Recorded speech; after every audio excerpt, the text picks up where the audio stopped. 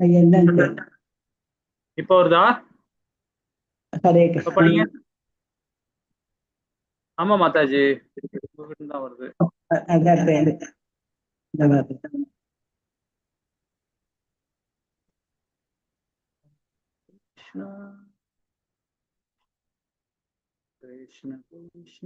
ஹரே கிருஷ்ண பிரபுஜி. ஓம் இப்ப நமோ வரல மாதாஜி. பகவதே வாசுதேவாய. ஓம் நமோ பகவதே வாசுதேவாய. ஓம் நமோ பகவதே வாசுதேவாய. ஓம் ஞான திமிராந்தஸ்ய ஞானாஞ்சன சலாகயா தச்சோர் உன்மீலிதம் ஏன தஸ்மை ஸ்ரீ குரவே நமக. श्री चैतन्य मनोभीष्टं स्थापितं येन भूतले स्वयं रूप कदा मह्यं तदादि स्वपदान्तिकं वन्देहं श्रीगुरो श्रीयुगपदकमलं श्रीगुरून् वैष्णवांश श्रीरूपं साग्रजातं सहगण रघुनाथान्वितं तं सजीवं सात्वैतं सावधूतं परिजनसहितं कृष्णचैतन्यदेवं श्रीराधा कृष्णपादान् सहगण ललिता श्री विशाखान्वितांश हे कृष्ण करुणा सिंधु दीन बंधु जगतपते गोपीश गोपिका कांद राधा कांद नमोस्तुते तप्त कांचन गौरांगी राधे वृंदावनेश्वरी वृषभानुसुते देवी प्रणमामि हरिप्रिये वाञ्छकल्पतरुभ्यश्च कृपा सिन्धुभ्य एव च पतितानां पावनेभ्यो वैष्णवेभ्यो नमो नमः। नमो ब्रह्मण्य देवाय गो ब्राह्मणहिताय च जगद्हिताय कृष्णाय गोविन्दाय नमो नमः। नमो महावदन्याय कृष्ण प्रेम प्रदायते कृष्णाय कृष्ण चैतन्य नामिने गौरद्वेष नमः। गुरवे गौरचन्द्राय राधिकायै तदालये कृष्णाय कृष्ण भक्ताय तद्भक्ताय नमो नमः। नमो विष्णुपदाय कृष्णप्रस्थाय भूतले श्रीमदि भक्ति वेदांत स्वामिन् इति नामिने नमस्ते सरस्वती देवे गौरवाणी प्रचारिणे निर्विशेष शून्यवादी पार्थसात्य देशतारिणी पंचतत्वात्मकं कृष्णं भक्तरूप स्वरूपकं भक्तावतार भक्ताख्यं नमामि भक्तशक्तिकं। जय श्री कृष्ण चैतन्य प्रभु नित्यानंद श्री अद्वैत गदाधर श्रीवासादि गौर भक्त वृंदा। हरे कृष्ण कृष्ण कृष्ण हरे हरे हरे राम राम राम हरे हरे। हरे कृष्ण कृष्ण कृष्ण हरे हरे हरे राम राम राम हरे हरे। हरे कृष्णा प्रभु जी। हरे कृष्णा माता जी। மாதாஜி ஹரே கிருஷ்ணா. ஹரே கிருஷ்ணா மாதாஜி. எல்லாம் படிச்சீங்க. சரி, நான் ஒரு மங்களாச்சாரம் பண்ணிடலாம். ஹரே ஓம் நமோ பகவதே வாசுதேவாய. ஓம் நமோ பகவதே வாசுதேவாய. ஓம் நமோ பகவதே வாசுதேவாய.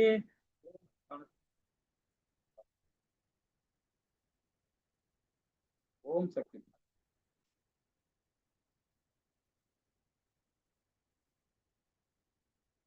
ஹரே கிருஷ்ணா மாதாஜி. ஹரே கிருஷ்ண பிரபு. இன்னைக்கு அத்தியாயம் 4, அதாவது நம்ம 33வது பாகத்திலிருந்து நாம இன்னைக்கு பார்க்க போறோம். ஹரே கிருஷ்ணா. இன்னைக்கு ரொம்ப அழகான இடத்துல வந்திருக்கிறோம். அதாவது 34, 35 அத்தியாயம் ஸ்லோகம்லாம் வந்து ரொம்ப இம்பார்ட்டன்ட் ஸ்லோகம் அது. ஹரே கிருஷ்ணா. சரி, என்ன இதுன்னு பார்ப்போமா? வீடியோ ஆன் பண்ணலையா? ஹரே கிருஷ்ணா ஹரே கிருஷ்ணா கிருஷ்ணா. இந்த பதம் படிக்கிறீங்களா? ஹரே கிருஷ்ணா. हरे कृष्ण प्रभु जी। हरे कृष्णा. द्रव्यमयात् यज्ञात् ज्ञानयज्ञ परन्तप सर्वं कर्माखिलं पार्थ ज्ञान परिसमव्यदे। हरे कृष्ण प्रभु जी। हरे कृष्णा माताजी. हरे कृष्णा. இந்த பதத்துல பாருங்க, எதிரியை தவிக்க செய்பவனே, ஞானயோகம் பொருள்களை யாகம் செய்வதை விட சிறந்தது மகனே, இது மட்டுமன்றி அது மட்டுமன்றி எல்லா செயல்களையும் யாகம் செய் தெய்வீக ஞானத்தை முற்று பெறுகின்றன.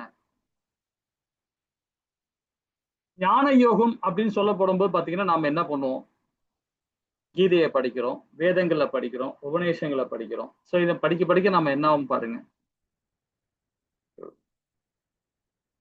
இதுதான் முக்கியமான ஒரு யாகமா சொல்லப்படுது. ஏன்னா நம்ம வந்து புத்தியை கண்ட்ரோல் பண்ணாதான் மனதை கண்ட்ரோல் பண்ண முடியும். மனதை கண்ட்ரோல் பண்ணாதான் நம்மளுடைய பௌதிகமான புலன்களை கண்ட்ரோல் பண்ண முடியும் இல்லைங்களா? இது பௌதிகம் தான் இந்த உடல். இதை புலனை கண்ட்ரோல் பண்ணா மனதை கண்ட்ரோல் பண்ணணும். மனதுக்கு அதுக்கு மூத்தது எது? புத்தி. புத்தியை கண்ட்ரோல் பண்ணணும்னா இதுதான். மனதை கண்ட்ரோல் பண்ணணும்னா நம்ம அரிநாமத்தை சொல்லணும், பகவான் நாமத்தை சொல்லிட்டு இருக்கணும் இல்லைங்களா?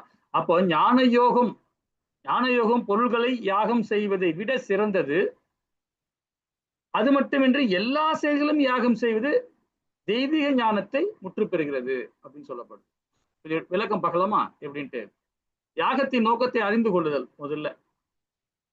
இப்ப நாம என்ன மாதிரி யாகம் பண்ணுவோம் பாருங்களேன்.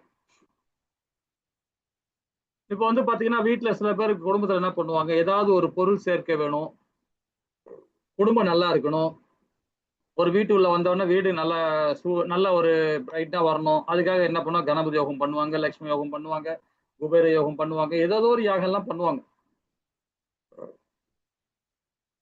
ஆனா அது வந்து அந்த மாதிரி யாகம் பண்ணும் போது பாத்தீங்கன்னா நமக்கு ஏதோ சுயநலத்துக்காக பண்றது, நம்ம அது பௌதிக தன்மையில பண்றது அந்த யாகம். அதே வந்து பகவான் மேல நம்பிக்கை வச்சு நம்ம யாகம் பண்றோம் பாத்தீங்களா, அதுதான் சிறந்தது. இதுக்கு ஒரு விளக்கம் கூட கொடுக்கலாம் பாத்தீங்களா. என்ன மாதிரி விளக்கம்னு பாத்தீங்கன்னா, நம்ம திருமணம் பண்றாங்க, நம்ம குழந்தைக்கும் குழந்தை திருமணம் பண்றோம். அப்போ அங்க வந்து ஒரு பிராமணர் என்ன பண்றாரு, அந்தனர் என்ன பண்றாரு, யாகம் ஆக்குறாரு. சாட்சியா அங்க வந்து பகவானை வர வைக்கிறார். வர வச்சு அவருடைய சாட்சியா, அக்னி சாட்சியா வச்சு நம்ம அங்க திருமணம் நடக்குது. அப்ப அந்த சம்பிரதாயத்தை நிறைய பேருக்கு இன்னைக்குள்ள பிராமணருக்கு தெரியும். ஒரு அந்தனர் பிராமண குடும்பத்துல உங்களுக்கு திருமணம் பண்ணும்போது அந்த சம்பிரதாயம் தெரியும். ஆனா இந்த காலகட்ட பிள்ளைகளுக்கு தெரியாது. உண்மையிலே தெரியல, நிறைய பேருக்கு தெரியல. அது வந்து ஏன் அது மாதிரி பண்ணணும், அந்த மாதிரி செய்யணும், அதெல்லாம் தெரியாது. இப்போ எனக்கு திருமணம் நடக்கும்போது பாத்தீங்கன்னா, ஒரு மாசம் முன்னாடியே வந்து அந்தனர் வந்து சொல்லி கொடுத்துட்டு போயிட்டார். இந்த இதை பண்ணணும், அது ஏதோ ஒரு நிலம். அப்ப எனக்கு அந்த ஞானம் இல்லை. 20 வருஷத்துக்கு முன்னாடி பண்ணது, 25 வருஷம் முன்னாடி பண்ணது, எனக்கு ஞாபகம் இல்லை. சோ அப்ப பண்ணது. ஆனா இன்னைக்கு நம்ம வேதம் படிச்சிருக்கனால நம்ம அதை உணர்றோம் இல்லைங்களா? அருந்ததி பார்க்கணும், இது பார்க்கணும், அதை பார்க்க என்னமோ சொல்லுவாங்க. அந்த காலத்துல சொன்னாங்க, அது எனக்கு புரியல. ஆனா இருந்தாலும் என் மனைவிக்கு கிளியரா சொல்லி கொடுத்தாங்க, அதை அவங்க பார்த்து செஞ்சாங்க. அப்போ எங்களுடைய கல்யாணம் எல்லாம் பாத்தீங்கன்னா 3 நாள் நடக்கும். சத்தத்திலேயே வந்து 3 நாள் திருமணம் பண்ணுவாங்க. 3 நாள் வந்து பிராமணுக்கு எல்லாம் 1 வாரம் பண்ணுவாங்க. 1 வாரம் சத்தத்திலே இருப்பாங்க. ஆனா இன்னைக்கு உள்ள ட்ரெண்ட் எப்படி போயிருக்குன்னா, 1 நாள் தான். 1 நாள் முன்னாடி போவாங்க, வைப்பாங்க, மறுநாள் காலையில மேரேஜ் பண்ணுவாங்க. அதாவது 2 மணில கிளம்பி ஓடிடுறாங்க இப்பெல்லாம். நாங்க என்ன திருமணம் பண்ணும் போதெல்லாம் 3 நாள் நாங்க கல்யாண மண்டபத்திலே இருந்தோம். மண்டபத்துல இருந்தாகும். சோ அந்த மாதிரி அது நிறைய சம்பிரதாயங்கள்லாம் இருக்கு. சோ அந்த மாதிரி எல்லாம் பண்ணிருந்தாங்க இல்லைங்களா? அப்போ அந்த மாதிரி பண்ணி பகவான சாட்சி, பகவான முன்னிலைப்படுத்தி நாம ஒரு யாகத்தை பண்ணும்போது அந்த வழிமுறையெல்லாம் சொல்லி கொடுக்கணும். பிராமண பெண்களுக்கும் திருமணம் பண்ற மாப்பிள்ளைக்கும் சரி, பெண்ணுக்கும் சரி, மணமக்களுக்கும் சரி, அந்த சம்பிரதாயத்தை சொல்லி கொடுக்கணும். ஆனா இப்ப எதுவுமே கிடையாது இல்லைங்களா? அந்த நோக்கத்தை முதல் தெரிஞ்சுக்கணும், எதுக்காக நம்ம பண்றோம் அப்படின்றத தெரிஞ்சுக்கணும். சரி, இந்த இடத்துக்கு வருவோம். திவ்ய ஞானத்தை அடைவது அகர்மாவில் உயர்ந்தது இல்லைங்களா? இப்ப நாம எதுக்காக நாம வந்து ஒரு காரியம் பண்றோம், அதாவது ஒரு யாகம் வாத்துறோம்னா அது யாகம் எதுக்காக யாத்திரம் அப்படின்னு அது நம்ம தெரிஞ்சுக்கணும் இல்லைங்களா? பொதுவா நம்ம வந்து பாத்தீங்கன்னா ஒரு சுக துக்கத்துக்காக பண்றது, அது அதர்மம் தான் போய் சேரும். அதே வந்து நாடு சூட்சமா, நாடு நல்லா வரணும், சமுதாயம் நல்லா இருக்கணும், அது மாதிரி பண்றது ரொம்ப அரிது அது இல்லைங்களா? ரொம்ப அரிது. நோய் வந்துச்சுன்னா இப்ப பாருங்க, கொரோனா வந்தது. கொரோனா வரும்போது பாத்தீங்கன்னா நிறைய நம்மளுடைய இஸ்கான்ல எல்லாம் பாத்தீங்கன்னா நிறைய யாகம் பண்ணோம். இஸ்கான்ல பாத்தீங்கன்னா நிறைய இடத்துல நம்ம இதுக்குன்னே பண்ணோம். அதாவது நரசிம்ம சுவாமிக்கு நிறைய யாகம்லாம் பண்ணோம். மாயாப்பூர்ல நல்ல பிராண்டா பண்ணாங்க அதை கண்ட்ரோல் பண்றதுக்கு. சோ அந்த மாதிரி யாகம் பண்ணணும். அது அகர்ம பணி இல்லைங்களா? அப்படி இல்லாம நமக்கு ஆப்போசிட்டா செஞ்சோம்னா அது பௌதீகம். அப்ப அந்த பௌதீகத்துல போகும்போது நம்ம என்ன ஆகணும், சாதாரண கர்ம வாழ்க்கை தான், கர்மி செய்யற வாழ்க்கை தான் நமக்கு கிடைக்கும். அதே வாழ்க்கை தான் கிடைக்கும். இறப்பு பிறப்பு முதுமை நோய், இறப்பு பிறப்பு முதுமை நோய், இந்த 4 விதமான சக்கரத்திலே மாட்டி மாட்டி திரும்ப திரும்ப நம்ம வந்துகிட்டே இருப்போம் பௌதிகத்துல யாகம் பண்ணும்போது. இப்ப திருமணம் பண்ணும்போது அது என்ன சம்பிரதாயம் என்ன அப்படின்னு பண்ணணும் இல்லைங்களா? அதே மாதிரி பாத்தீங்கன்னா அந்த கல்யாணம் திருமணம் பண்ண பிறகு கூட சரி அவங்க வந்து சாந்தி முகூர்த்தம் வைக்கிறது கூட பாத்தீங்கன்னா கூட அதுக்கு ஒரு யாகம் வைப்பாங்க, அதுக்கு ஒரு கால நேரம் வைக்கிறாங்க. அந்த கால நேரம் வச்சு பகவானை மையப்படுத்தி தான் அந்த சாந்தி முகூர்த்தமே நாள் குறிப்பாங்க. நாள் குறிச்சு பகவானுக்கு அந்த ரெண்டு பேருமே தம்பதி ரெண்டு பேருமே கேட்க வைப்பாங்க. உனக்கு கிருஷ்ணர் வேணுமா, உனக்கு ராதை வேணுமா அப்படின்னு கேட்பாங்க. அந்த மாதிரியே தாம்பத்திய வாழ்க்கையை கொண்டு போகணும்னு சொல்லுவாங்க. வேதம் அதான் சொல்லுது இல்லைங்களா? கிருஷ்ணா எனக்கு மகனாக பிறக்க வேணும், நீ ராதை தாயே நீ எனக்கு மகளாக பிறக்க வேணும். அந்த மாதிரி தாம்பத்திய வாழ்க்கையை கொண்டு போகணும். அதுதான் வந்து ஆன்மீகம் இல்லைங்களா? ஹரே கிருஷ்ணா. இப்ப அதுதான் பாத்தீங்கன்னா இதுக்கு வந்து ஸ்ரீமத் பாகவத்துல 6வது காண்டத்துல 8வது காண்டத்துல 12வது காண்டத்துல சொல்லப்பட்டிருக்கு. என்ன சொல்லப்பட்டதுன்னா கசிப முனிவரோட ஸ்டோரி சொல்லியிருப்பாங்க. கசிப முனிவர்னா யாருன்னா ஒரு பிரஜாபதி, அவர் பெருமுனி. அவருக்கு மனைவி 12 மனைவிகள் இருக்காங்க. குறிப்பா 2 மனைவி நம்ம சொல்லலாம். ஒரு மனைவி பேர் வந்து பாத்தீங்கன்னா அதிதி. அதிதின்னு சொல்றவங்க யாருன்னா தேவரோட தாயார், தேவமார்கள் இருக்காங்க இல்லையா அவங்களோட தாயார். திதி வந்து பாத்தீங்கன்னா இவங்களோட இது, அதாவது அசுரர்களோட தாயார், அசுர குலத்தோட தாயார் அவங்க. அசுர குலத்தோட தாயார் என்ன பண்றாங்கன்னா அவங்க கசிப முனிவர் அப்பதான் வந்து வனத்துல இருந்து வந்திருக்கிறார், யாகம் முடிச்சுட்டு வந்திருக்கிறார். 15 வருஷம் 10 வருஷம் பொறுத்துட்டு இது 150 வருஷம் 100 வருஷம் 10,000 வருஷம் அது மாதிரி தவம் இருந்துட்டு அப்பதான் வீட்டுக்குள்ள வர்றார். வரும்போது இந்த அம்மா பிடிச்சிட்டு கேக்குது, கடாமடான்னு கேள்வி கேக்குது. ஏன் இரணிய கசிப்பை கொன்னுட்டான் இந்திரன், இரணியனையும் கொன்னுட்டான், இரணிய கசிப்பையும் கொன்னுட்டான். இந்திரனை கொல்லக்கூடிய ஒரு மகன் எனக்கு வேணும், எனக்கு உடனே அந்த புத்திர பாக்கியம் எனக்கு கொடு அப்படின்னு சொல்லிட்டு அந்த தாய் வந்து ரொம்ப தொல்லை கொடுக்குறாங்க. யாரு? அதிதி கசிப முனிவர்கிட்ட. அப்ப கசிப முனிவர் என்ன சொல்றாருன்னா, கொஞ்சம் இருமா, இந்த நேரம் நல்ல நேரம் கிடையாது, இந்த கால நேரம் சரியான நேரம் கிடையாது, அதுக்கு ஒரு கால நேரம் வரும், அது பகவான் அருளால உனக்கு ஒரு மகன் பிறப்பான், கண்டிப்பா நீ நினைக்கிற மாதிரி ஒரு மகன் பிறப்பான், கொஞ்ச நேரம் இருங்க, கொஞ்ச நாள் இரு அப்படின்னு சொல்றாங்க. கசிப முனிவர் தன்னோட கணவர் சொல்றார். அவருடைய கணவர் சொன்ன உடனே அந்த மாதிரி கேட்க மாட்டேங்குது. அதுக்கு தேவையில்லாத விஷயங்கள்லாம் சொல்லுது, சம்பிரதாயத்தை தப்பா யூஸ் பண்ணுது, ஒரு பொறுமை கிடையாது, இந்த மாதிரி ஒரு 6 விதமான அசுர குணங்கள் அந்த தாய் சொல்றாங்க. யாரு? அதிதி திதி. அப்போ உடனே என்ன பண்றாங்க, இவர் என்ன கசிப முனிவர் என்ன பண்றாரு, சரி உனக்கு நல்ல ஒரு வரம் கிடைக்கும், நீ ஒரு மகன் பிறப்பான் வெயிட் பண்ணு அப்படின்னு சொல்லிட்டு போறாரு. அப்போ அந்த மாதிரி கேட்க மாட்டேன், சண்டை போட்டுட்டே இருக்கு. அதுக்கப்புறமா அவர் சொல்றாரு, நீ வந்து நான் சொல்ற ஒரு விரதம் இரு, அந்த விரதம் இருந்தீன்னா உனக்கு ஒரு நல்ல மகன் பிறப்பான் அப்படின்னு சொல்லிட்டு அந்த அம்மா கிட்ட சொல்றாரு. இப்ப அதிதி வீட்டுக்கு போறாரு. உடனே வனத்துக்கு போயிட்டார், காட்டுல தவம் வந்து திருப்பி அங்க இதுக்கு வர்றாரு, அதிதி வீட்டுக்கு வர்றாரு. அதிதினா தேவரோட தாயாரு. அப்ப அந்த அம்மா ஒண்ணு கேக்குது. அந்த அம்மா என்ன கேக்குதுன்னு பாத்தீங்கன்னா, அதாவது என்னுடைய சகோதரி, என்னுடைய பிள்ளைகள் இறந்துட்டான் இல்லையா, என்னோட பிள்ளை இறந்துட்டான். அந்த அம்மா என்ன சொல்றதுன்னா என்னுடைய பிள்ளைன்னு சொல்லுது. யார? இரணிய கசிப்பையும் இரணியும். அந்த அம்மா என்ன கேட்டது, அதிதியோட பையன் இந்திரன், அவனுக்கெல்லாம் கொல்லக்கூடிய ஒரு மகன் வேணும்னு கேக்குது. ஆனா இந்த அம்மா என்ன சொல்லுது, அவனும் சகோதரி தான், அவளுக்கு ஒரு நல்ல வரன் கொடுங்க, நல்ல மகன் கொடுங்க அப்படின்னு சொல்லுது. ஒரு நல்ல நல்ல நல்ல மகனா, ஒரு திறமசாலியான ஒரு மகனை கொடுங்க அப்படின்னு சொல்லிட்டு இந்த தாய் கேட்கிறாங்க. அதுக்கு ஒரு நல்ல நேரம் பார்த்து, ஒரு நல்ல இதுல பார்த்து அவங்களுக்கு ஒரு நல்ல மகனை கொடுங்க அப்படின்றாங்க. அப்புறம் உடனே என்ன பண்ணா, உனக்கும் ஒரு நல்ல மகன் நான் வரம் கொடுக்குறேன்னு சொல்லிட்டு இந்த அம்மாவுக்கு ஒரு வரம் கொடுக்குறாரு. வரம் கொடுக்குறா, உனக்கு புஷ்பவன விரதம் இருக்க சொல்றாரு, அது பயோ விரதம். 2 பேருமே மாறி மாறி விரதம் இருக்க சொல்றாரு. விரதம் இருந்தா இந்த அம்மாவுக்கு வந்து வாமன அவதாரம் எடுக்கிறார் பகவான். 2வது அவதாரமா வாமன அவதாரம் எடுக்கிறார். யாருக்கு? அதிதிக்கு. திதிக்கு வந்து பாத்தீங்கன்னா 48 மருதுகள் பிறக்கிறாங்க அவருக்கு.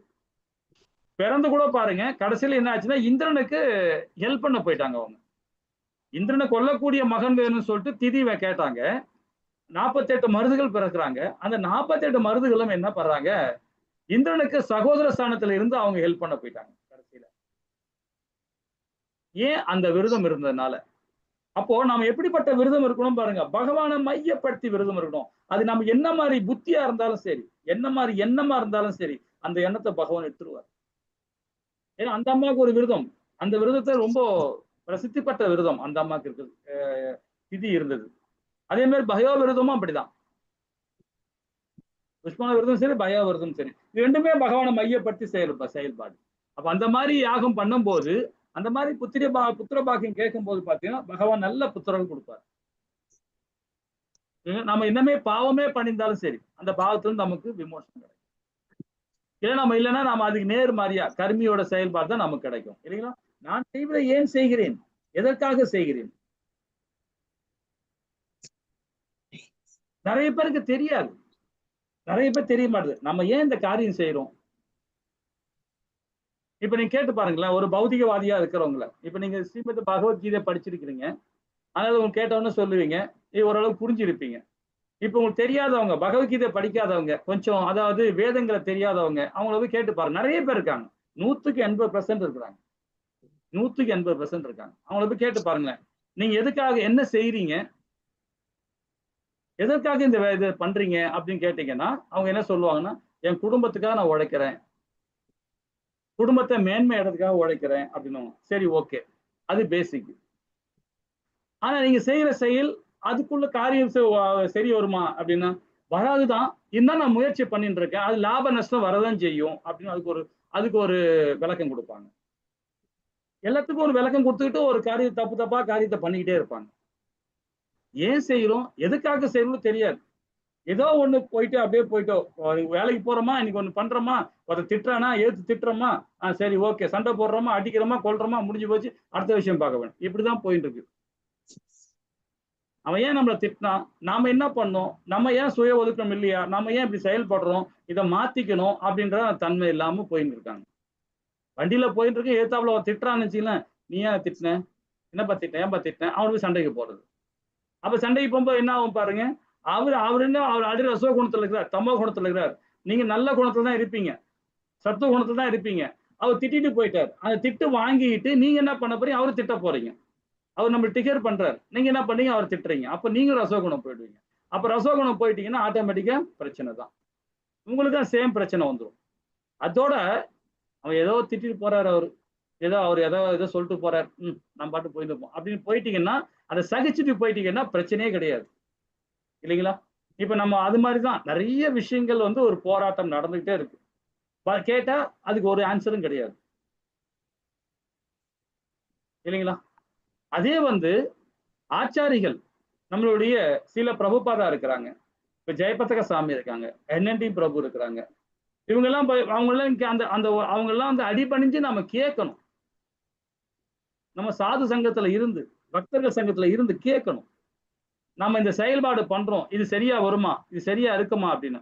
அப்போ அவங்க முற்றும் துணிந்த ஞானிகள் என்ன சொல்லுவாங்க, தன்னோட அடைஞ்ச ஆத்மாக்கள் என்ன சொல்லுவாங்க, வேதம் படிச்சவங்க என்ன சொல்லுவாங்க,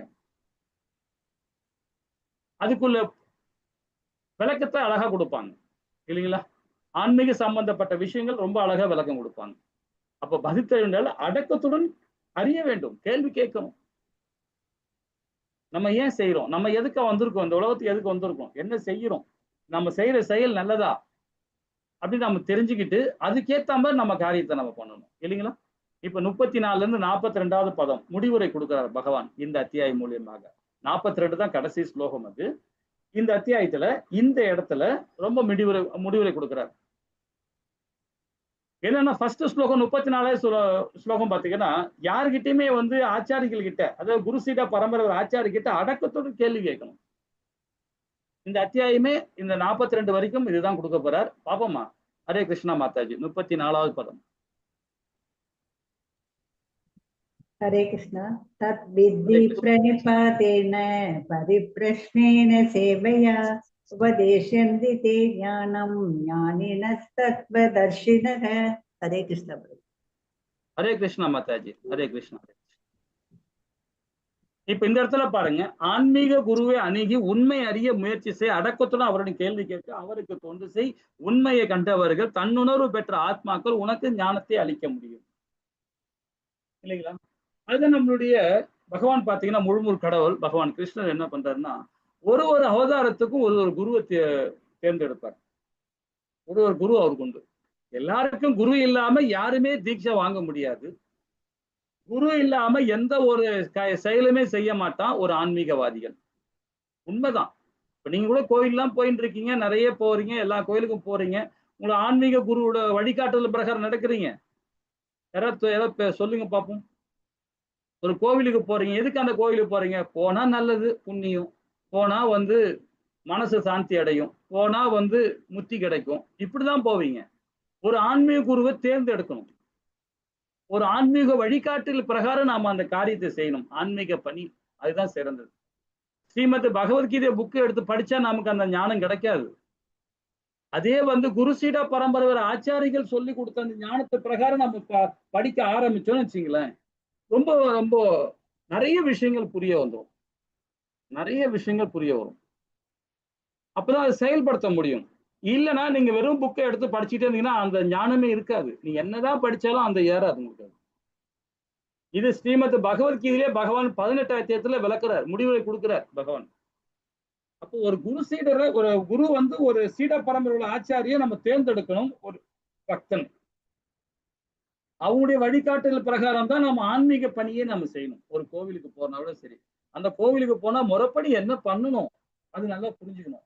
சம்பிரதாயம் சாஸ்திரங்கள் என்ன சொல்லுது, அந்த கோவிலுக்கு போறோம், போய் பக்தி கொடுக்குறோம் அப்படின்னா நம்ம எப்படி கும்பிடணும், சாமி எப்படி கும்பிடணும், எந்த கோவிலுக்கு போனா நல்லது, எந்த காலகட்டத்திலும் எந்த கோவிலுக்கு போகணும், இதெல்லாம் கூட சாஸ்திரத்துல இருக்கு. இதெல்லாம் யார் சொல்லுவா? சீட பரம்பரை ஆச்சாரிகள் தான் சொல்லி கொடுப்பாங்க. நம்ம செயல்படுற மாதிரினா பாருங்களேன். இப்ப நிறைய பேர் பாத்தீங்கன்னா அடிக்கடி சொல்லுவேன், கோயிலுக்கு நீங்க எல்லாம் போறீங்க, உங்க எல்லாரும் ஒரு கொஸ்டின் கேட்கிறேன், கோயிலுக்கு போனா என்னென்ன பண்ணுவீங்க தெரிஞ்சுக்கலாம். ஏதாவது ஒரு கோவிலுக்கு போறீங்க, உங்க பக்கத்துல உள்ள ஒரு பெருமாள் கோயிலுக்கு போறீங்க, ஒரு சிவன் கோயிலுக்கு போறீங்க, ஒரு முருகர் கோயிலுக்கு போறீங்க, விநாயகர் கோயிலுக்கு போறீங்க, என்ன பண்ணுவீங்க? சாதாரணமா இயற்கையாவே சொல்லுங்க.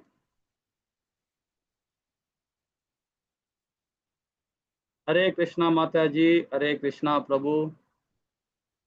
பிரபு மாதாஜி சொல்லுங்க. ஹரே கிருஷ்ணா.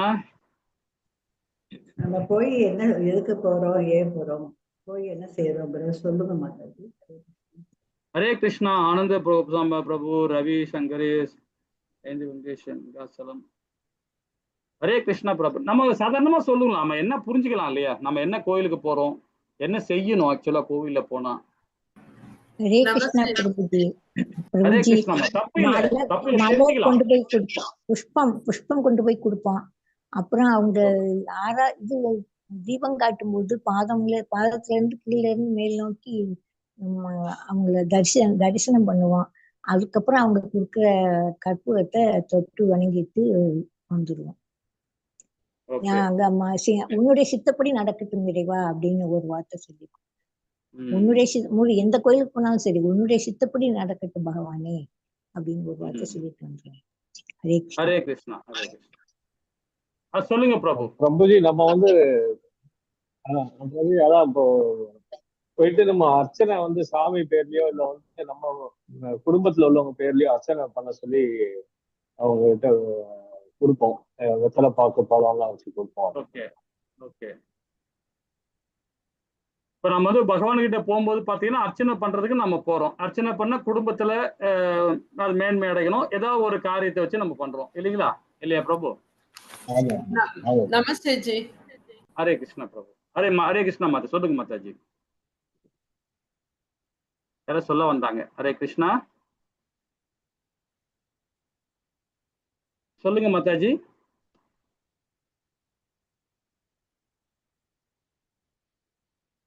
ஹரே கிருஷ்ணா மாதாஜி. இப்ப கேக்குதா ஜி? பிரபுஜி கேக்குது. முன்னாடி பிஃபோர் 10 years முன்னாடி போகச்ச இது வேணும் அது வேணும் சொல்லி கேட்டுதான் கோயிலுக்கு போனோம். அம்மா நம்ம லைஃப்ல ஓரளவுக்கு எல்லாத்தையும் செட்டில்மெண்ட் ஆனோன்னா நன்றி சொல்ல போனோம். இப்ப போகச்ச வெறுமனே நன்றி தான். நம்மளால முடிஞ்சது பூவெல்லாம் கட்டி எடுத்துன்னு போய் பாசாதி கோயில். நான் வளர்ந்ததெல்லாம் திப்ளிகேன் தான் ஜி. அதால எனக்கு அங்க இருக்க அனுமார் கோயில், பாசாதி கோயில், இங்க இருக்க பீச், இது 3 தான் அந்த காலத்துல இருந்தே தெரியும். 72ல இருந்து நான் சிசு படிக்கிறதுல இருந்து +2 காலேஜ் ஃபர்ஸ்ட் இயர் வரை அங்கதான். சோ நாங்க அப்படியே பாசாதி கோயில இந்த கோயிலெல்லாம் போய் பிரசாதம் வாங்கி சாப்பிடதான் ஃபர்ஸ்ட் போனோம். சரி, அந்த கூட இருந்தவங்க எல்லாம் பிராமின்ஸ் ஃப்ரெண்ட்ஸ் சொல்லத்தால சோசரம் சொல்ல எங்களை அனுமார் கோயில்ல உட்கார வைப்பாங்க. அவங்க எல்லாம் சோசரம் சொல்லுவாங்க. நாங்க தனியா உட்காந்துப்போம். ஏன்னா நாங்க பிராமின்ஸ் கிடையாது. அப்புறமா எல்லா கோயிலையும் போய் பிரசாதம் எல்லாம் வாங்கி சாப்பிட்டு தூங்கி எழுந்து இன்னொரு வாட்டி கோயிலுக்கு போய் இன்னொரு வாட்டி பிரசாதம் வாங்குறது சின்ன போதுல. அப்புறமா வந்து நம்ம வேண்டுதலுக்காக ஒரு 40 வயசு வரை 50 வயசு வரை நம்ம போனோம். அதுக்கப்புறமா நன்றி சொல்ல போனோம். இப்பெல்லாம் போனா பாசாதி கோயிலுக்கு போனா அந்த சின்ன வயசுல இருந்து நம்மள வளர்த்து விட்டாங்க. அதுக்கு நன்றி ஒண்டியே சொல்லிட்டு வருவோம். அதுக்காகவே ஒன்ஸ் இன் 15 டேஸ் ஒரு 5:30 மணிக்கு போயிட்டோம்னா, இங்கிருந்து அம்பத்தூர்ல இருந்து கிளம்பி போனோம்னா 6:15க்கு அங்க க்ளோஸ் பண்ணிடுவாங்க. அம்மா அந்த ரூ. 50 டிக்கெட்ட வாங்கிட்டு போனா நம்மள முன்னாடி நிக்க வச்சு ரொம்ப ரொம்ப தீபார்த்தனைலாம் நடக்குது. அது ஒரு 1/2 அன் ஹவர் 1 ஹவர் நம்ம அவரோடயே பேசினே மனசுள்ளே பேசினே ஹரே ராம் ஹரே கிருஷ்ணா சொல்லினே நமக்கு என்னென்ன நல்லதெல்லாம் செஞ்சாரு. இவ்வளவு இப்ப ஐ எம் 61 அந்த வயசு வரை அவர் என்னென்ன செஞ்சாரு அதெல்லாம் நன்றி சொல்லிட்டு ஒரு 1.5 மணி நேரம் எதிர்க்க நிக்க வைக்கிறாங்க பூஜைக்கு. அதெல்லாம் முடிச்சிட்டு பிரசாதம் வாங்கி சாப்பிட்டு வந்துடும். அவ்வளவுதான் என்னுடைய ப்ராசஸ். இன்னைய வரை பிரசாதம் தான். பூ கொடுப்பாங்க, பூ மோந்து பார்த்து தலையில வச்சுன்னு வந்துடும்.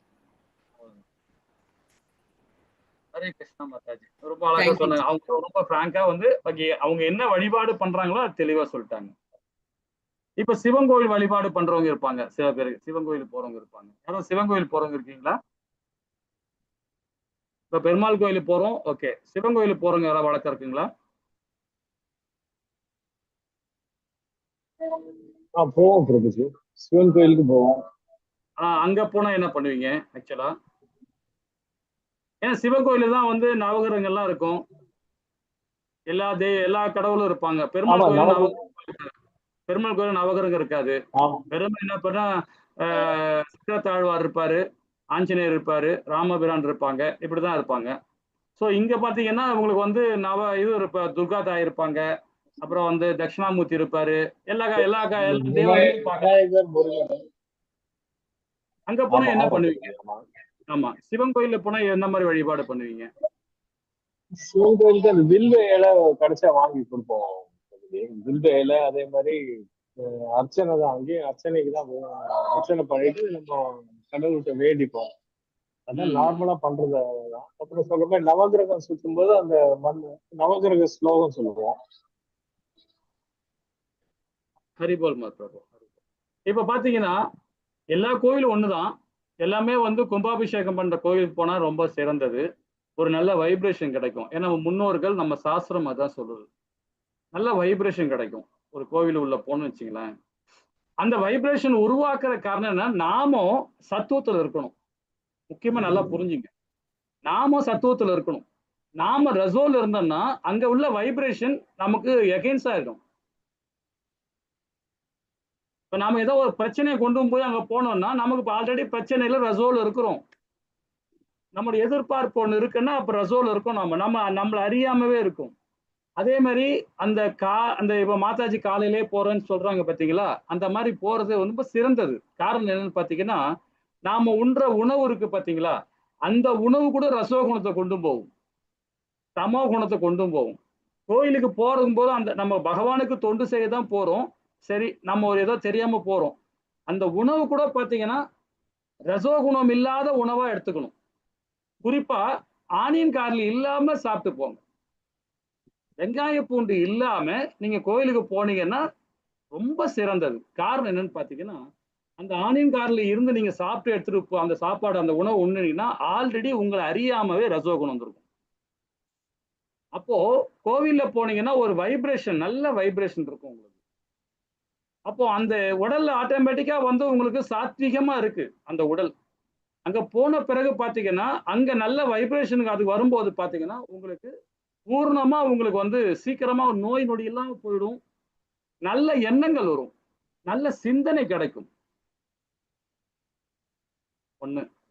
இரண்டாவது, கோவிலுக்குள்ள நம்ம போகும்போது தலைவாசல் வழியா தான் கோயிலுக்கு போகணும்.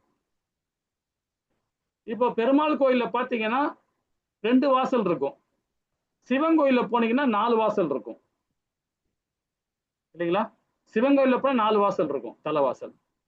அதே பெருமாள் கோயில்ல போனீங்கன்னா 2 தலைவாசல் இருக்கும். ஏன்னா ஒரு சைட்ல பின்னாடி சைட்ல வந்து நரசிம்மசாமி இருப்பார், ஃப்ரண்ட் சைட்ல பாத்தீங்கன்னா தலைவாசல் இருக்கும் இல்லைங்களா? ஆழ்வார் இருப்பார், கருட ஆழ்வார் இருப்பார். அதனால இப்ப கருடாழ்வாரை நம்ம பார்த்து உள்ள போறோம் அப்படின்னா, அப்போ நாம கீழே வந்து பூதேவி இருப்பா, பூமாதேவி, மேல வந்து தாயார் இருப்பாங்க. அப்போ உள்ள போகும்போதே அந்த பூதேவியை நம்ம தொடக்கூடாது, பூமாதேவியை தொடாம தான் நம்ம அந்த அந்த நிலையை தொடாம நம்ம வலது காலை எடுத்து உள்ள வச்சு போகணும். அதுல கால் மெரிச்சு ஏறி போகக்கூடாது. அது எவ்வளவு பெரிய வச்சிருப்பாங்க, ரொம்ப பெருசா வச்சிருப்பாங்க, அதை தாண்டி தான் போகணும். அதை மேறி ஏறி போகக்கூடாது. அது ஒன்று ஃபர்ஸ்ட் பாயிண்ட். அது ஏன்னா அந்த இடத்துல காலை வச்சு இல்லை தொட்டிங்கன்னா உங்களுக்கு தீட்டு, திருப்பி குளிச்சு தான் ஆக்கணும். நீங்க குளிச்சு தான் உள்ள போகணும். ஸோ அது தொடாம தான் அந்த கோபுர வாசல் தொடாம உள்ள போயிடணும். போயிட்ட பிறகு நேரா ஃபர்ஸ்ட்ல போன உடனே என்ன பண்ணுவீங்க, கருடன் எங்க இருப்பாருன்னா கொடிமரம், கொடிமரத்துக்கு அப்புறம் வந்து பாத்தீங்கன்னா பலிப்பீடம் இருக்கும். பலிப்பீடத்துக்கு அப்புறமா தான் இவர் இருப்பார், கருட ஆழ்வார் இருப்பார். ஸோ அப்போ வந்து நம்ம வந்து எங்கன்னா கொடிமரத்து கீழே பகவானுக்கு வலது பக்கத்துல இருந்து நம்ம ஆத்ம நிவேதனம் பண்ணணும் பகவானுக்கு.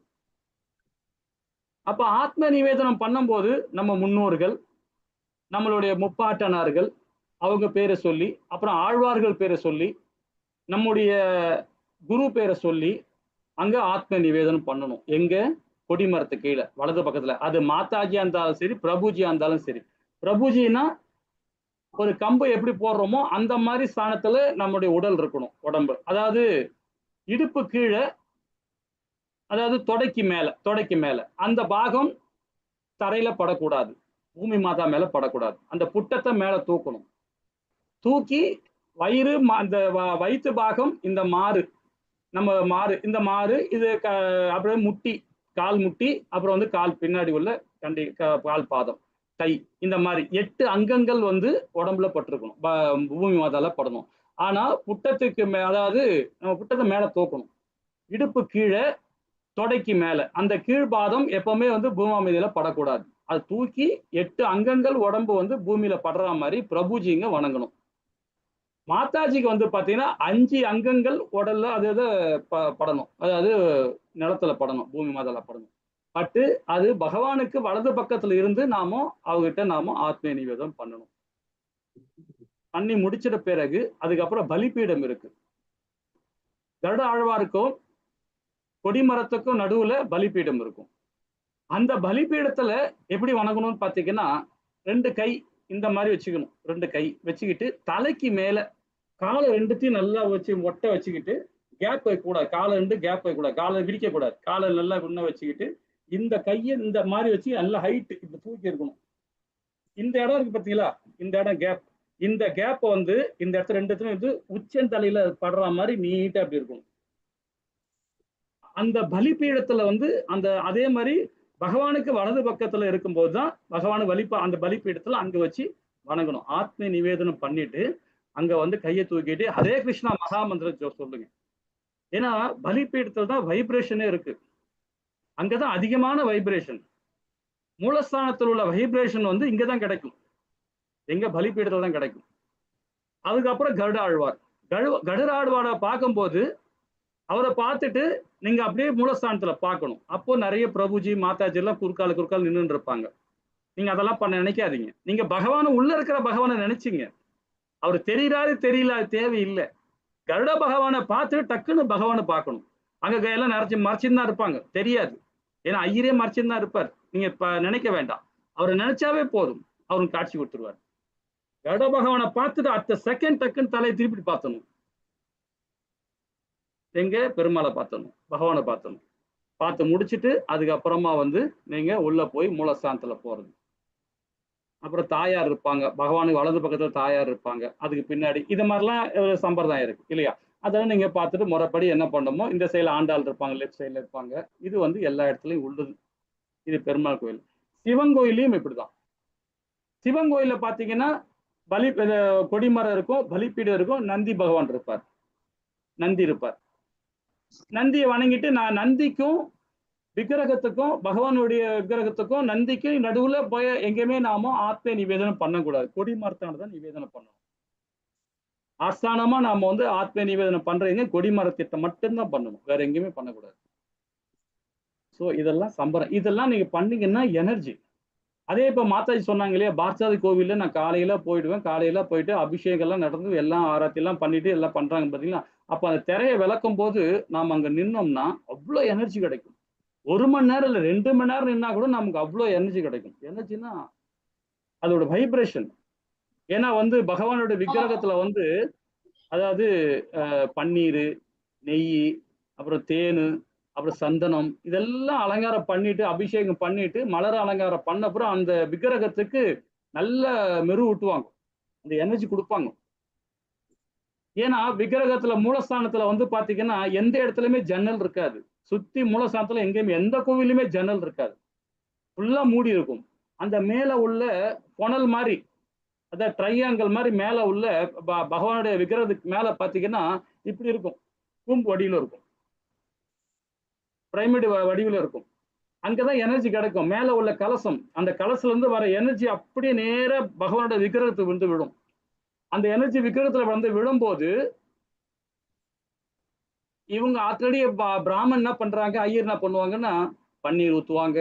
அப்புறம் வந்து இதெல்லாம் வந்து கெமிக்கல், இதெல்லாம் சயின்ஸ். இதெல்லாம் சந்தனம், இளநீர், பன்னீர், தேனு, இந்த மாதிரி தயிர், பால் இதெல்லாம் அபிஷேகம் பண்ணுவாங்க. அந்த விக்கிரகத்துக்கு மெரு ஊட்டுவாங்க, இன்னும் எனர்ஜி கொடுப்பாங்க. கொடுத்து மலர் அலங்காரம் பண்ணி, அது இந்த குறிப்பிட்ட மலர் சிவலிங்கத்துக்கு பாத்தீங்கன்னா இப்ப பிரபுஜி சொல்ற மாதிரி அந்த இலையை வச்சு பண்ணுவாங்க. அந்த இலை அவ்வளவு மூலிகை. பகவானுடைய துளசி இலை அவ்வளவு மகிமை, அந்த எனர்ஜியோட அந்த எனர்ஜி. அப்போ அதை பண்ணிட்டு தீபாராதனை காட்டுவாங்க, நெய் ஆதாரம் காட்டுவாங்க, தீபாராதனை காட்டுவாங்க. காட்டும் போது அந்த அந்த சிலையை அந்த திரையை திறக்கிறாங்க பாருங்க, திறந்த உடனே அந்த எனர்ஜி நேரம் நம்ம மாதிரிதான் வரும். நம்ம அந்த டைம்ல ஹரே கிருஷ்ணா கிருஷ்ணா கிருஷ்ணா ஹரே ஹரே ஹரே ராமன்னா அந்த ஆட்டோமேட்டிக்கா அந்த எனர்ஜி நம்ம ஆல்ரெடி நம்மளுக்குள்ள ஆல்ரெடி வந்து நம்ம நல்ல ஃபுட்டு எடுத்துட்டு இருப்போம். நல்ல ஃபுட்டு ரசோகுணம் இல்லாம அது ஃபுட் எடுத்திருப்போம். ஆல்ரெடி நம்ம நல்ல வைப்ரேஷன் இருக்கு. ஆல்ரெடி அங்க விக்கிரகத்துல வைப்ரேஷன், 2 வைப்ரேஷன் எல்லாம் வரும்போது பாத்தீங்கன்னா உங்களுக்கு நோய் நொடியே வராது. எண்ணங்கள் நல்லா இருக்கும், செயல் நல்லா இருக்கும். இதெல்லாம் நம்ம முன்னோர்கள் வேதங்கள் இதெல்லாம் சாஸ்திரம், இதெல்லாம் சயின்ஸ் சொல்லி கொடுத்துட்டு போயிருக்காங்க. நாம யாராவது பண்றோமா? கிடையவே கிடையாது. ஆபீஸ் போடுறோம், ஓடிடுறோம். 5 மணிக்கு வீட்டுல போய் குளிச்சுட்டு அதுக்கப்புறம் 6 மணிக்கு போய் கண்ட நேரத்துல போய் சாமியை போய் பாக்குறோம். ஒரு வரமுறையே இல்லாம போய் சாமியை பாக்குறோம். அது பலனே கிடையாது. இந்த மாதிரி பார்க்கணும். பகவான் கிட்ட போய் போனோம்னா அந்த மாதிரி பார்த்துட்டீங்கன்னா அன்னைக்கு ஃபுல்லா உங்களுக்கு எனர்ஜி தான், உங்களுக்கு கம்ப்ளீட் எனர்ஜி தான் கிடைக்கும். இந்த மாதிரி வழிமுறைகள் இருக்கு. இதெல்லாம் யார் சொல்லிக் கொடுப்பா? ஆச்சாரிகள் சொல்லிக் கொடுக்கிறது. வேதங்கள் மூலியமா அவங்க படிச்சு தன்னுணர்வு அடைஞ்ச ஆத்மாக்கள் அவங்க நமக்கு சொல்லி தராங்க இல்லைங்களா? அது மாதிரி போகணும். அதே மாதிரி நமக்கு வந்து ஃபுட்டு எடுத்துக்கிறது, நல்ல ஃபுட்டு எடுத்துக்கணும், சாத்வீகமான ஃபுட்டு. எண்ணங்கள் எப்படி இருக்கணும் பாருங்க. இப்போ பகவான் கிட்ட போகும்போது, பகவானே நான் வந்துட்டேன், என்னை படைச்சிட்டேன், நான் வந்துட்டேன், என் எண்ணத்துக்கு தகுந்த மாதிரி நான் வந்துட்டேன். நான் இந்த உலகத்துல வந்ததே எனக்கு பெரிய வெற்றி. எனக்கு நான் செஞ்ச புண்ணியம். நான் பிராமண குலத்துல பிறந்திருக்கேன், சத்திரிய குலத்துல பிறந்திருக்கேன், வைஷ்ணவ குலத்துல பிறந்திருக்கேன், ஒரு சூத்திரன் குலத்துல பிறந்த, அது முக்கியம் இல்லை. நான் நல்ல இடத்துல வந்து பிறந்திருக்கிறேன், இந்த பூலோகத்துல பிறந்துட்டேன், இந்த உடல் கிடைச்சிருக்கு. நான் என்னெல்லாம் தொண்டு பண்றேன்னா அதெல்லாம் ஏத்துங்க பெருமாளே அப்படின்னு சொல்லிட்டு வேண்டிக்கிட்டு வரணும். அதை விட்டுட்டு எனக்கு இது வேணும் அது வேணும், நான் அந்த எண்ணங்களும் கரெக்டா இருக்கணும், உணவும் கரெக்டா எடுத்துக்கணும், நம்ம செயலும் கரெக்டா இருக்கணும். இந்த 3மே கரெக்டா இருக்கணும். கோவிலுக்கு போகும்போது தெளிவான குணத்தோட நம்ம போகணும் கோவிலுக்கு. எதிர்பார்ப்பு இல்லாம உடலாலையும் மனதாலையும் புத்தியாலையும் செயலாலையும் தெளிவா இருக்கணும். தெளிவா இருந்தா கோவிலுக்கு போகணும். அப்பதான் நீங்க எல்லா பாவங்களும் போகும் உங்களுக்கு. இது சாஸ்திரம் சொல்லுது இல்லைங்களா? அதனால கோவிலுக்கு போகும்போது உங்களால முடிஞ்சது துளசி எடுத்துன்னு போங்க. சிவன் கோயிலுக்கு போறா வில்வ இலை கொண்டு போங்க, தாமரை இலை கொண்டு போங்க, தாமரை மலர் கொண்டு போங்க, கொண்டு போய் பகவானுக்கு சாத்துங்க. தாமரை பூ வந்து அவ்வளோ ஒரு எனர்ஜி, வில்வ இலை அவ்வளோ எனர்ஜி, துளசி அவ்வளோ எனர்ஜி இல்லைங்களா? ஹரே கிருஷ்ணா. சரி, இப்ப நாம ஒரு அளவு புரிஞ்சுக்கிட்டோம். இது மாதிரி கோவிலுக்கு போறது முயற்சி பண்ணுங்க. அதுக்கு இல்லைனாட ஒரு புக்கு, சீல பிரபுபாதா ஒரு புக்கு, அழகான புக்கு எழுதியிருக்கிறார், அதை வாங்கி படிங்க, படிச்சுக்கிட்டு போங்க. இல்லைன்னா இஸ்கான் நிறுவனத்தின் மூலியமாக புக்கு கிடைக்குது. இல்லைன்னா நீங்க வந்து வேதா பேஸ்ல போனா கூட சரி, கோவில போய் எப்படி வழிபாடு பண்றதுன்னு சொல்லிட்டு இங்கிலீஷ்ல தான் இருக்கு, தமிழ்ல இல்ல, டிரான்ஸ்லேட் பண்ணி படிச்சு பாருங்க. ஹரே கிருஷ்ணா. சரி, இந்த இடத்துல என்ன, இந்த ஸ்லோகத்துல என்ன சொல்றாருன்னா, ஒரு ஆன்மீக குருவி அன்னைக்கு உண்மை அறிய முயற்சி செய்கின்ற. இப்ப நம்ம கோயிலுக்கு போறது கூட பாத்தீங்கன்னா இவ்வளவு விஷயங்கள் இருக்கு, சாஸ்திர சம்பிரதாயம் இருக்கு. இப்போ ஒரு பிரபுஜி சொன்னாங்க, கோயிலுக்கு போய் பிள்ளைகளுக்கு ஒரு அபிஷேகம் பண்ண, அது ஒரு பிரார்த்தனை பண்ண போறேன்னு. அது நீங்க பண்ணணும் அவசியமே கிடையாது, அது தேவையில்லை. பகவானுக்கு தெரியும், அவர் தானே படைச்சிருக்கிறார். தன்னுடைய பிள்ளை எப்படி வளர்க்கணும் அவருக்கு தெரியாதா? நாம என்ன சொல்றது? அது அவருக்கு தெரியும், என்ன பண்ணணும்னு தெரியும். அவர்கிட்ட வேண்டது எப்படி வேண்டணும்னா, வேண்டன்னு அவசியமே இல்லை. அவர் தொண்டு மனப்பான்மையோட நீங்க போங்க. தொண்டு மனப்பான்மையோட நீங்க போனீங்கன்னா போதும், அவரு சகல விஷயமே எல்லாம் பண்ணி கொடுத்துருவார். அவருடைய பிள்ளைகள் நாம மட்டும் கிடையாது, நம்முடைய பிள்ளைகளும் நம்முடைய பேர பிள்ளைகளும் அவருடைய அம்சம் தானே. அவருக்கு தெரியாதா என்ன பண்ணணும் ஏது பண்ணணும்னு? நாம் அதுக்கு செய்யணும் சொல்லணும் அவசியமே இல்லை. என் பிள்ளை இந்த மாதிரி ஆயிடுச்சா, இதை பண்ணி கொடு ஆண்டவனேன்னு கேட்கறதுக்கு பகவானே அன்பால கட்டு போட்டீங்கன்னா வந்து செய்வார்.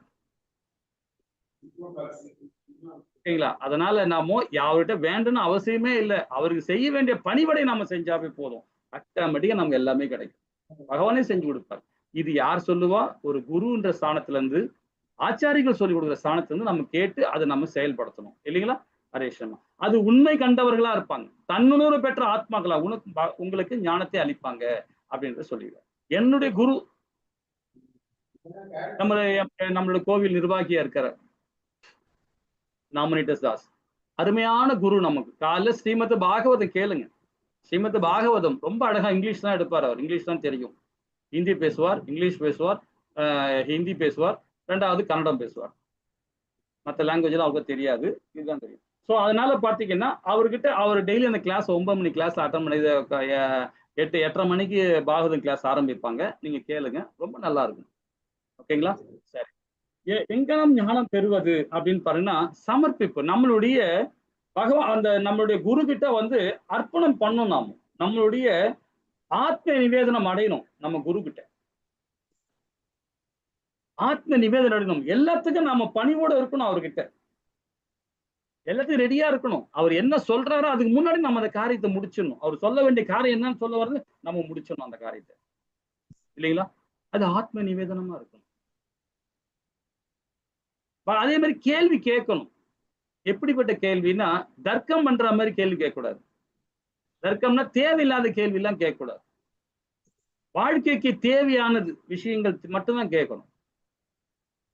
இது மாதிரி ஒரு குதர்க்கமா கேள்வி கேட்கறது, அவரை வந்து அந்த குரு வந்து எப்படியாவது அவருடைய ஏதாவது அவரை சொல்லி ஏதாவது எல்லாருக்கும் ஒரு தீமையை கொண்டு வரணும், அவர் தீமையை கொண்டு வந்து காட்டணும் அப்படின்ற மாதிரிலாம் கேள்வி கேட்கக்கூடாது.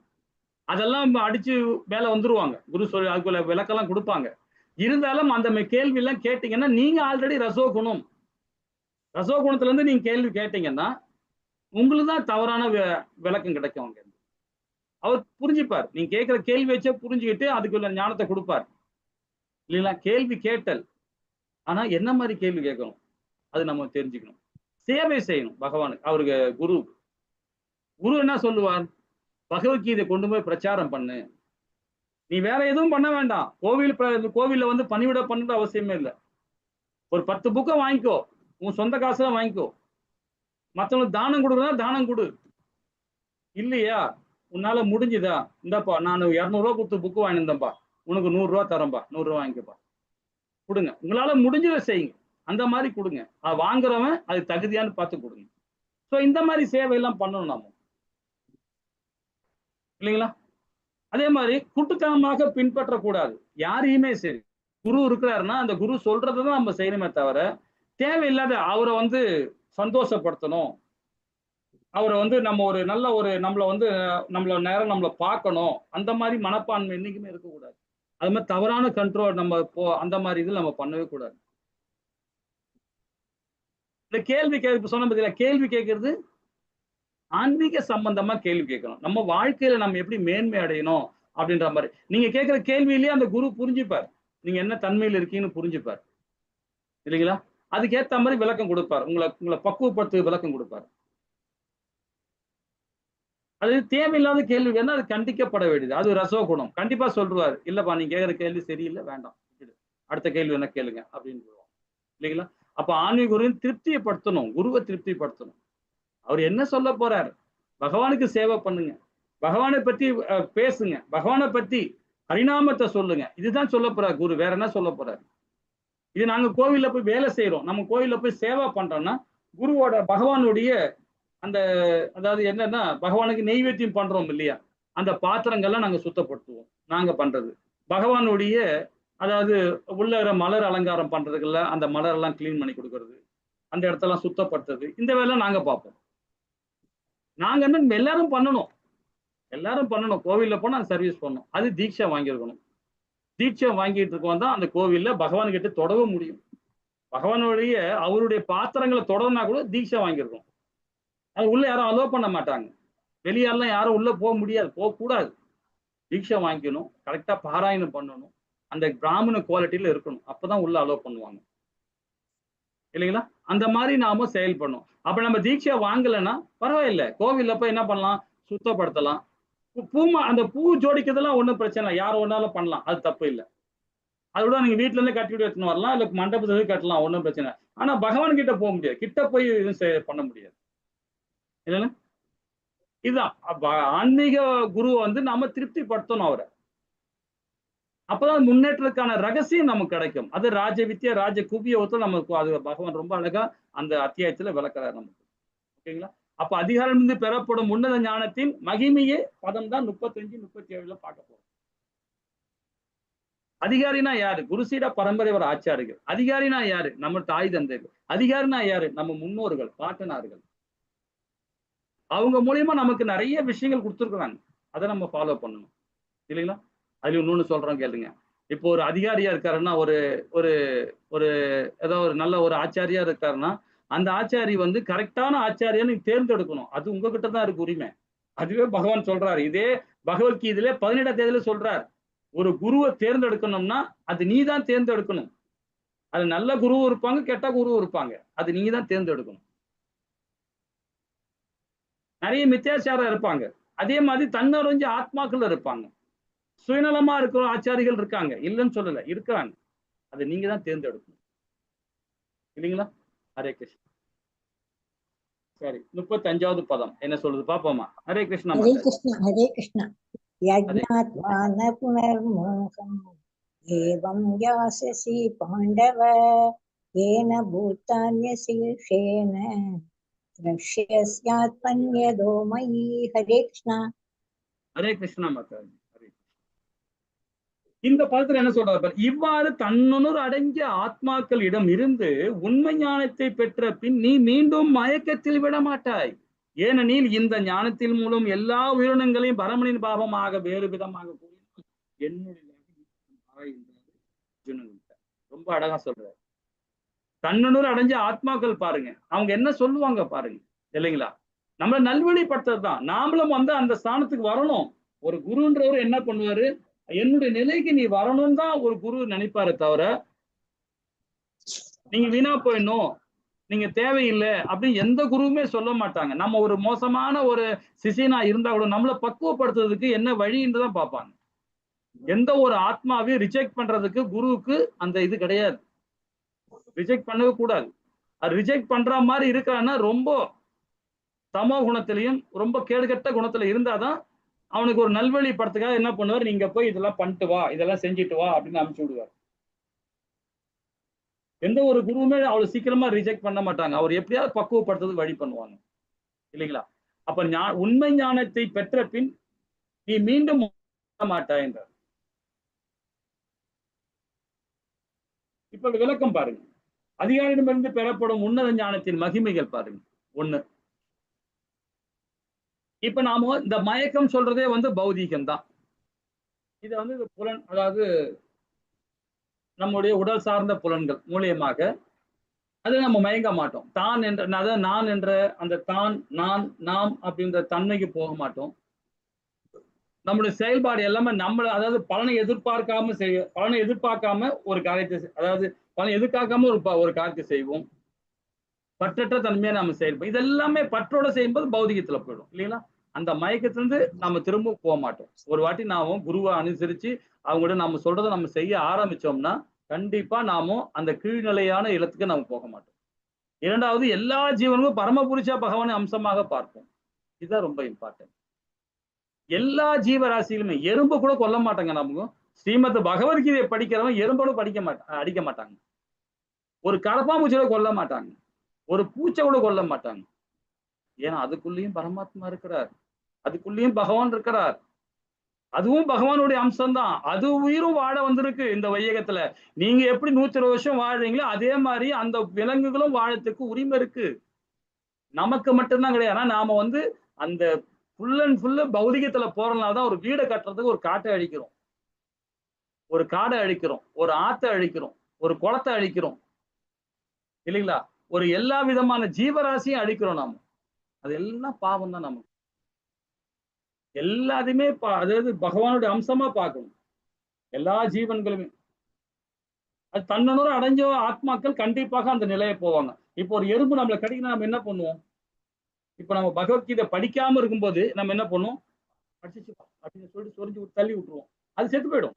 ஒரு வாட்டி எறும்பு கடிச்சாவே வேதத்திலே உண்டு, எறும்பு ஒரு வாட்டி கடிக்குதுன்னா அது உயிர் போச்சுன்னு அர்த்தம். அதே ஞானிகள் இருக்காங்க இல்லையா, வேதம் படிச்சவங்க இருக்காங்க இல்லையா, பகவானுடைய பகவத் பக்தர்களாண்ட கடிச்சிடுச்சு என்ன பண்ண முடியும்? ஒன்னும் செய்ய முடியாது. அது ஏதாவது செய்ய முடியுமா? அதை தள்ளி விடாம தான் பார்ப்பான் ஒரு பகவத் பக்தன்.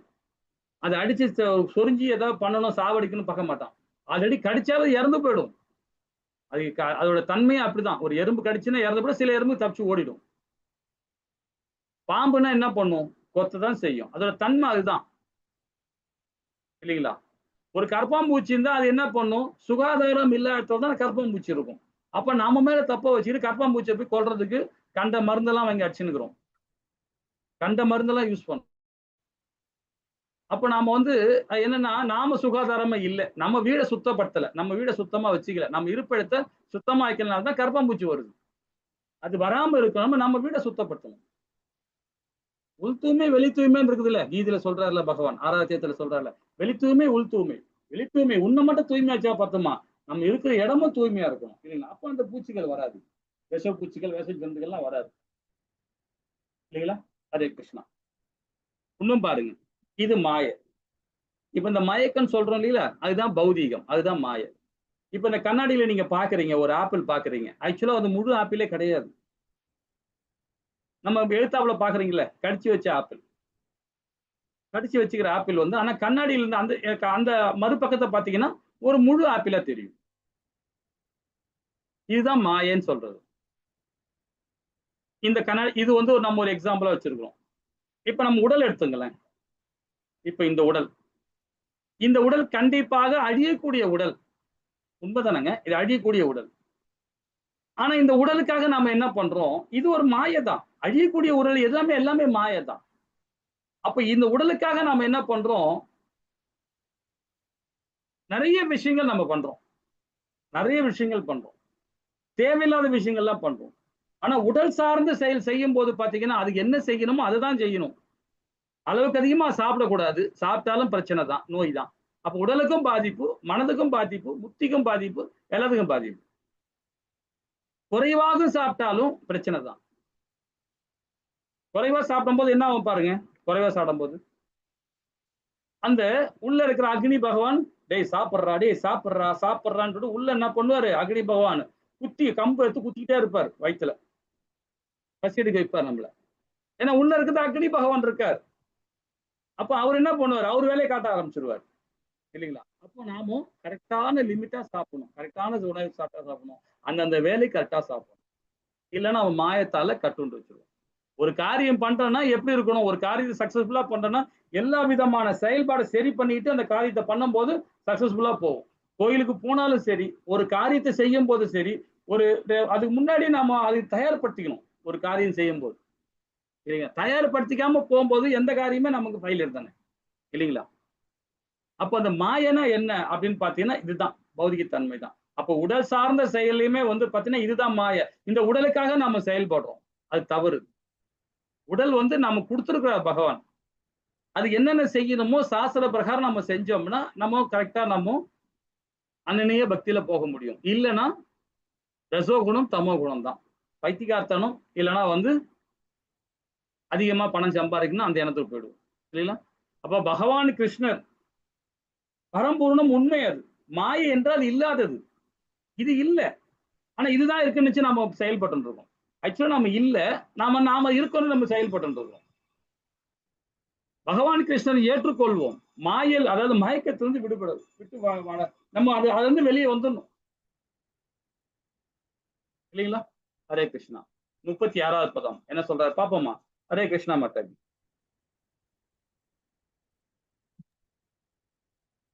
हरे कृष्ण। अभिषेदसे पावेभ्य सर्वेभ्य पावकृत्तमः सर्वं ज्ञानफलवेनैव वृजिनं सन्दरिष्यसि। हरे कृष्ण प्रभु। ஹரே கிருஷ்ணா மாதாஜி. இங்க என்ன சொல்றாரு பாருங்க, பாவிகள் எல்லாமே, எல்லா பெரும் பாவியாக நீ கருதப்பட்டாலும் உன்னதமான ஞானம் என்னும் படகில் நீ நிலை பெற்று விட்டால் உன்னால் துன்பங்களை கடந்து விட முடியும். ரொம்ப அழகான விளக்கம். இப்ப இதுல இருந்து என்ன தெரியுது? நீங்க ஏதாவது விளக்கம் கொடுக்க முடியுமா? இந்த பதத்துல இருந்து நீ என்ன மாதிரி புரிஞ்சுக்கிட்டீங்க பாப்போம். பாவிகள் எல்லாம் பெரும்பாவியாக நீ கருதப்பட்டாலும் உன்னதமான ஞானம் என்னும் படகில் நீ நிலை பெற்று விட்டால் உன்னால் துன்ப கடலில் கடந்து விட முடியும். தெரிஞ்ச மாதாஜி கூட விளக்கம் கொடுக்கலாம், ஏன்னா தெரியாதவங்க கூட அதை சொல்ல தெரியாம முடிச்சுட்டு இருப்பாங்க. நமஸ்தே. சொல்லுங்க. அதாவது நம்ம என்ன பாவம் எது செஞ்சாலும் கடவுள் கையில சரண்டர் அடைஞ்சிட்டு அதுக்கப்புறமா அவருடைய வழியில நம்ம போக ஆரம்பிச்சிட்டோம் அப்படின்னா நம்ம செஞ்ச எல்லாமே வந்து ஓரளவுக்கு அதுக்கு மேல பினிஷ் பண்ண தெரியலச்சு. ஓகே ஓகே ஓகே, நீங்க சொன்னதே பெரிய விஷயம் தான். ஏன்னா பாத்தீங்க, நல்லா புரிஞ்சிருக்கிறீங்க. எல்லாமே புரிஞ்சிருப்பாங்க எல்லாருமே, சில பேர் சொல்ல வராது சில பேருக்கு. அதுதான். வேற என்ன விளக்கம் கொடுக்குறீங்களா? ஹரே கிருஷ்ணா பிரபு. சரி, சொல்லுங்க பிரபு. பிரபு சொல்றாங்க. சொல்லுங்க மாதாஜி, சொல்ல வந்தீங்க. ஹரே கிருஷ்ணா பிரபுஜி. ஹரே கிருஷ்ணா. இப்ப வந்து நமக்கு இந்த பௌதிக உலகத்துல வந்து இப்ப பிறக்கிறோம், பாவ புண்ணியங்கள் எல்லாம் செய்யறோம், அதனுடைய பலனை வந்து அனுபவிக்க வேண்டியது இருக்கு. ஆனா நம்ம யாரு எங்க இருந்து வந்தோம் அப்படிங்கிறத அறிஞ்சு அந்த ஞானம், ஆன்மீக ஞானத்தை பெற்றால் வந்து பகவான் கிட்ட இருந்து வந்த நமக்கு வந்து நம்ம பகவானுடைய சொரூபம் தான். ஆக எதுக்காக வந்திருக்கோம் அப்படிங்கிற அந்த ஞானத்தை தெரிஞ்சுக்கிட்டு பகவானுக்கான நம்ம கடமைகளை செஞ்சு அவனிடம் முற்றிலுமாக சரணடைந்தால் இந்த ஒரு பௌதிக உலகிலிருந்து நம்ம பகவானுக்கு சென்று அடையலாம். ஹரே கிருஷ்ணா. அழகா சொன்னீங்க, அழகா சொன்னீங்க. அதாவது சரணடை ஜடபரதர் கதையை பாத்தீங்கன்னா, ஜடபரதர் தெரிஞ்சிருப்பீங்க, அதாவது அவளை பத்தி தெரிஞ்சிருக்கும் இல்லைங்களா? அதே மாதிரி பாத்தீங்கன்னா அஜிமிலான் பாருங்க, ரொம்ப பாவகரமான காரியங்கள் எல்லாம் செஞ்சுட்டார். ஒரு நல்ல குலத்துல பிறந்தவர் தான். ஷார்ட்டா சொல்றேன், இதை பத்தி விரிவா நம்ம பின்னாடி படிப்போம். அஜிமிலான் வந்து ஒரு பிராமண குலத்துல பிறந்தவர் தான். ஆனா ஒரு காட்டுல போய் தர்புள்ளியை பறிக்க போறார். அங்க போய் பார்த்தா ஒரு ஆடவனும் ஒரு வேசியும் அத ஊடலை பார்த்துட்டார். ஒரு ஆணும் பெண்ணும் ஊடலை பார்த்துட்டார். ஆல்ரெடி அவ வேசி. அதை பார்த்த உடனே அந்த பெண் மேல, அந்த வேசி மேல இவருக்கு மோகமாயி காமமா போய் கடைசியில அந்த பெண்ணு கூட வாழ்க்கையை வாழ ஆரம்பிச்சிட்டார். ஒரு நல்ல ஒரு பிராமண குலத்துல பிறந்து ஒரு நல்ல ஒரு ஆச்சாரிகள் ஒரு இருந்து கடைசியில பாருங்க, ஏன்னா நம்மளுடைய புத்தி அப்படித்தான் போகும். ஏன்னா கலி, நாம தான் உஷாரா இருக்கணும். எந்த நேரம் எது ஸ்லிப் ஆகும் சொல்ல முடியாது நமக்கு. அப்ப அந்த மாதிரி ஒரு நல்ல ஒரு அந்த நேரம் இருந்தவர் கடைசியில அந்த வேசியை பார்த்து இந்த வேசி கூடிய உறவு வச்சுக்கிட்டு அது கூடவே ஒரு 10 குழந்தையை பெற்று எடுத்து செய்யாத பாவங்களே கிடையாது. ஒரு பிரம்மச்சாரி விரதம் இருந்தவர் கடைசியில செய்யக்கூடாத செயல்லாம் செஞ்சிட்டார். நிறைய பாவங்கள்லாம் பண்ணிட்டார். கொலை பண்றது, கொள்ளையடிக்கிறது, எல்லா விதமான பாவகரமான காரியங்கள்லாம் செஞ்சுட்டார். இப்படியே ஒரு வாழ்க்கை 88 வயசு ஆகி போச்சு அவருக்கு. இந்த 10 குழந்தை பெத்து எடுத்தாருங்களே, 10வது குழந்தை தெரியாம அந்த குழந்தை பேரை நாராயணான்னு பேரை வச்சுட்டாரு. அது இல்லாம அந்த குழந்தை மேல ரொம்ப அவருக்கு பிரியம், ரொம்ப பாசம் அந்த குழந்தை மேல. நாராயணா இது ஏற்றா நாராயணா, டேய் நாராயணா இது ஏற்றா நாராயணா, இப்படி போட நாராயணா, இங்க படுற நாராயணா, இங்க உட்கார நாராயணா. அந்த குழந்தை எப்ப பார்த்தாலும் பேசிக்கிட்டே இருப்பா அதுகிட்ட. அதுகிட்ட அவ்வளவு பாசம் வச்சுட்டாரு. நாராயணா நாராயணா நாராயணன் சொல்லிட்டே இருப்பார் அந்த குழந்தைய. 88 வயசு ஆகி போச்சு. அவருக்கு போக வேண்டிய காலம் வந்துடுச்சு. காலம் தீர்மானிச்சுட்டான், தர்மம் தீர்மானிச்சுட்டான். அவனை பிடிச்சி இழுத்துனோடா போயின்னு சொல்லிட்டு 4 பேர் அனுப்புறான். யமதூதர்கள் வராங்க, கீழே வந்து பாசகரை போட்டு வலிக்கிறாங்க. பெட்ல படுத்து கிடக்குறான், நோய்வாய்ப்பட்டு கிடக்குறான். ஏன்னா இறக்கும் தருவாயில அப்படித்தானே, எல்லாருமே அப்படித்தானே, நோய்வாய்ப்பட்டு படுத்து கிடக்குறான், போட்டு பாசகரை போட்டு வலிக்கிறாங்க. அப்ப அது பார்த்துட்ட உடனே 4 பேர் வந்ததை பார்த்த உடனே கடமூடா இருக்காங்க. உடனே கத்த ஆரம்பிச்சிட்டான், நாராயணா நாராயணா காப்பாத்துற நாராயணா காப்பாத்துற நாராயணா ஒரு 3-4 முறை கத்திட்டான். இதை கத்தி முடிக்கும் போது பாத்தீங்கன்னா விஷ்ணு தூதர்கள் வந்துட்டாங்க, எங்க வைகுண்ட தூதர்கள் வந்துட்டாங்க. எதுக்காக? இவன் கூப்பிட்டது நாராயணன், அவன் பையனை தான் கூப்பிட்டாரு. இவரு அவன பையன் பேர் தான் கூப்பிட்டாரு, டே நாராயணா எனக்கு காப்பாத்துற நாராயணா எனக்கு காப்பாத்துறான்னு. கடைசியில பார்த்தா நாராயணத்துல உள்ள விஷ்ணு அங்கிருந்து வைகுந்தத்துல இருந்து விஷ்ணு தூதர்களா வந்துட்டாங்க, தூதர்களா வந்துட்டாங்க. இதையும் பாக்குறான் இவன், என்னடா இந்த சைடுல 4 பேர் இப்படி இருக்கிறானுங்க, இந்த சைடுல 4 பேர் இப்படி வந்துக்கிறாங்களே, ஒன்னும் புரியல அவனுக்கு. வேற பார்த்துட்டு இருக்கான் பெட்ல படுத்துக்கிட்டு அஜிமிலான்.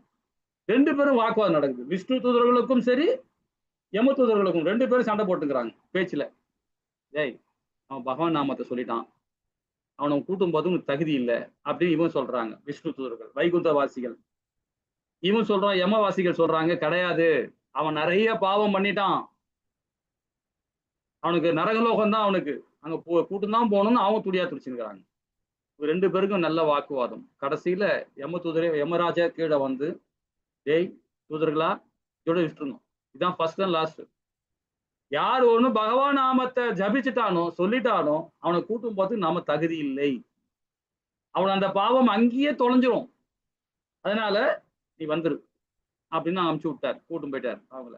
அப்புறம் இதெல்லாம் பாக்குறான் அஜிமுலான், நம்ம ஒரு நல்ல பிராமண குலத்துல பிறந்து ஒரு வேசியோட சிலைகள் வச்சுக்கிட்டு எவ்வளவு தவறான பழக்கங்கள்லாம் நம்ம வந்துடுச்சே நமக்கு, இல்லையா? கூடா நட்பு இடா கேடுன்னு சொல்லுவாங்க. சோ அந்த மாதிரி வந்துடுச்சே நமக்கு. இனியாவது நம்ம ஹரிபக்தியோட இருந்து வாழ பார்ப்போம். இந்த கொஞ்ச நேரம் கன நேரமாவது பகவான் நாமத்தை சொல்லி பகவான் லோகத்துக்கு போவோம், வைகுண்டம் முடிவெடுக்கிறான்.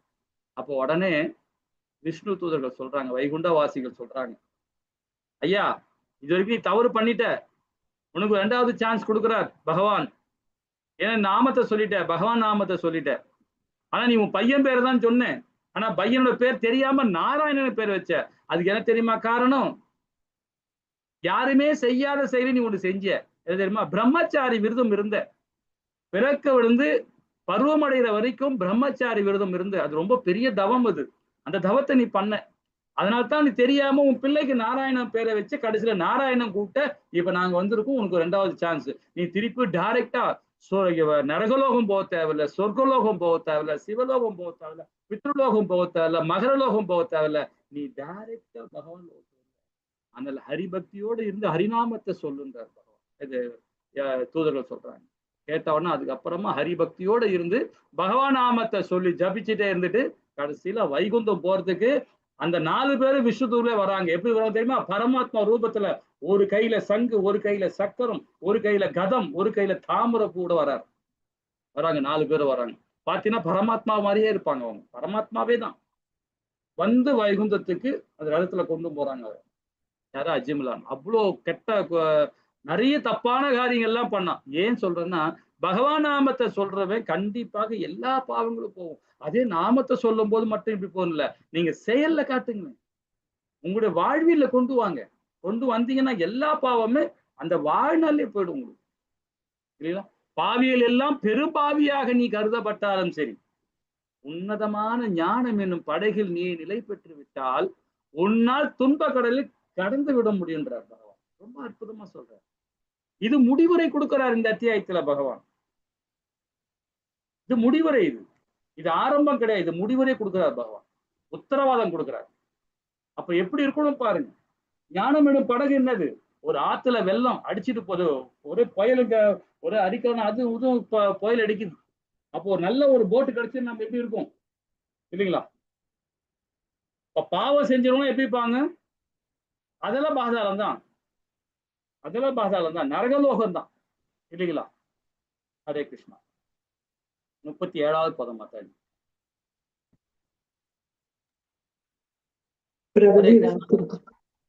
மாதாஜி பிரபுஜி. यदैदांसि समिद्धो अग्निर् भस्मसात् कुरुते अर्जुन ज्ञानाग्नि सर्वकर्माणि भस्मसात् कुरुते तदा. हरे कृष्ण प्रभु. ஹரே கிருஷ்ணா. இந்த ஸ்லோகத்துல என்ன சொல்றாரு? கொழுந்து விட்டு எரியும் நெருப்பு விறகை சாம்பலாக்குவது போல அர்ஜுனா, ஞானம் நெருப்பானது ஜட செயல்களிலிருந்து விளைவுகளை எல்லாம் சாம்பலாக்கப்படுகிறது அப்படின்ற இந்த ஸ்லோகத்துல. இப்ப ஞானம் அப்படின்னாவே நம்ம என்ன பண்ண ஞானம் நம்ம கிடைக்கணும் என்ன பண்ணுவோம்? ஞானம் நெருப்புன்னு சொல்றாரு பகவான் இந்த ஸ்லோகத்துல.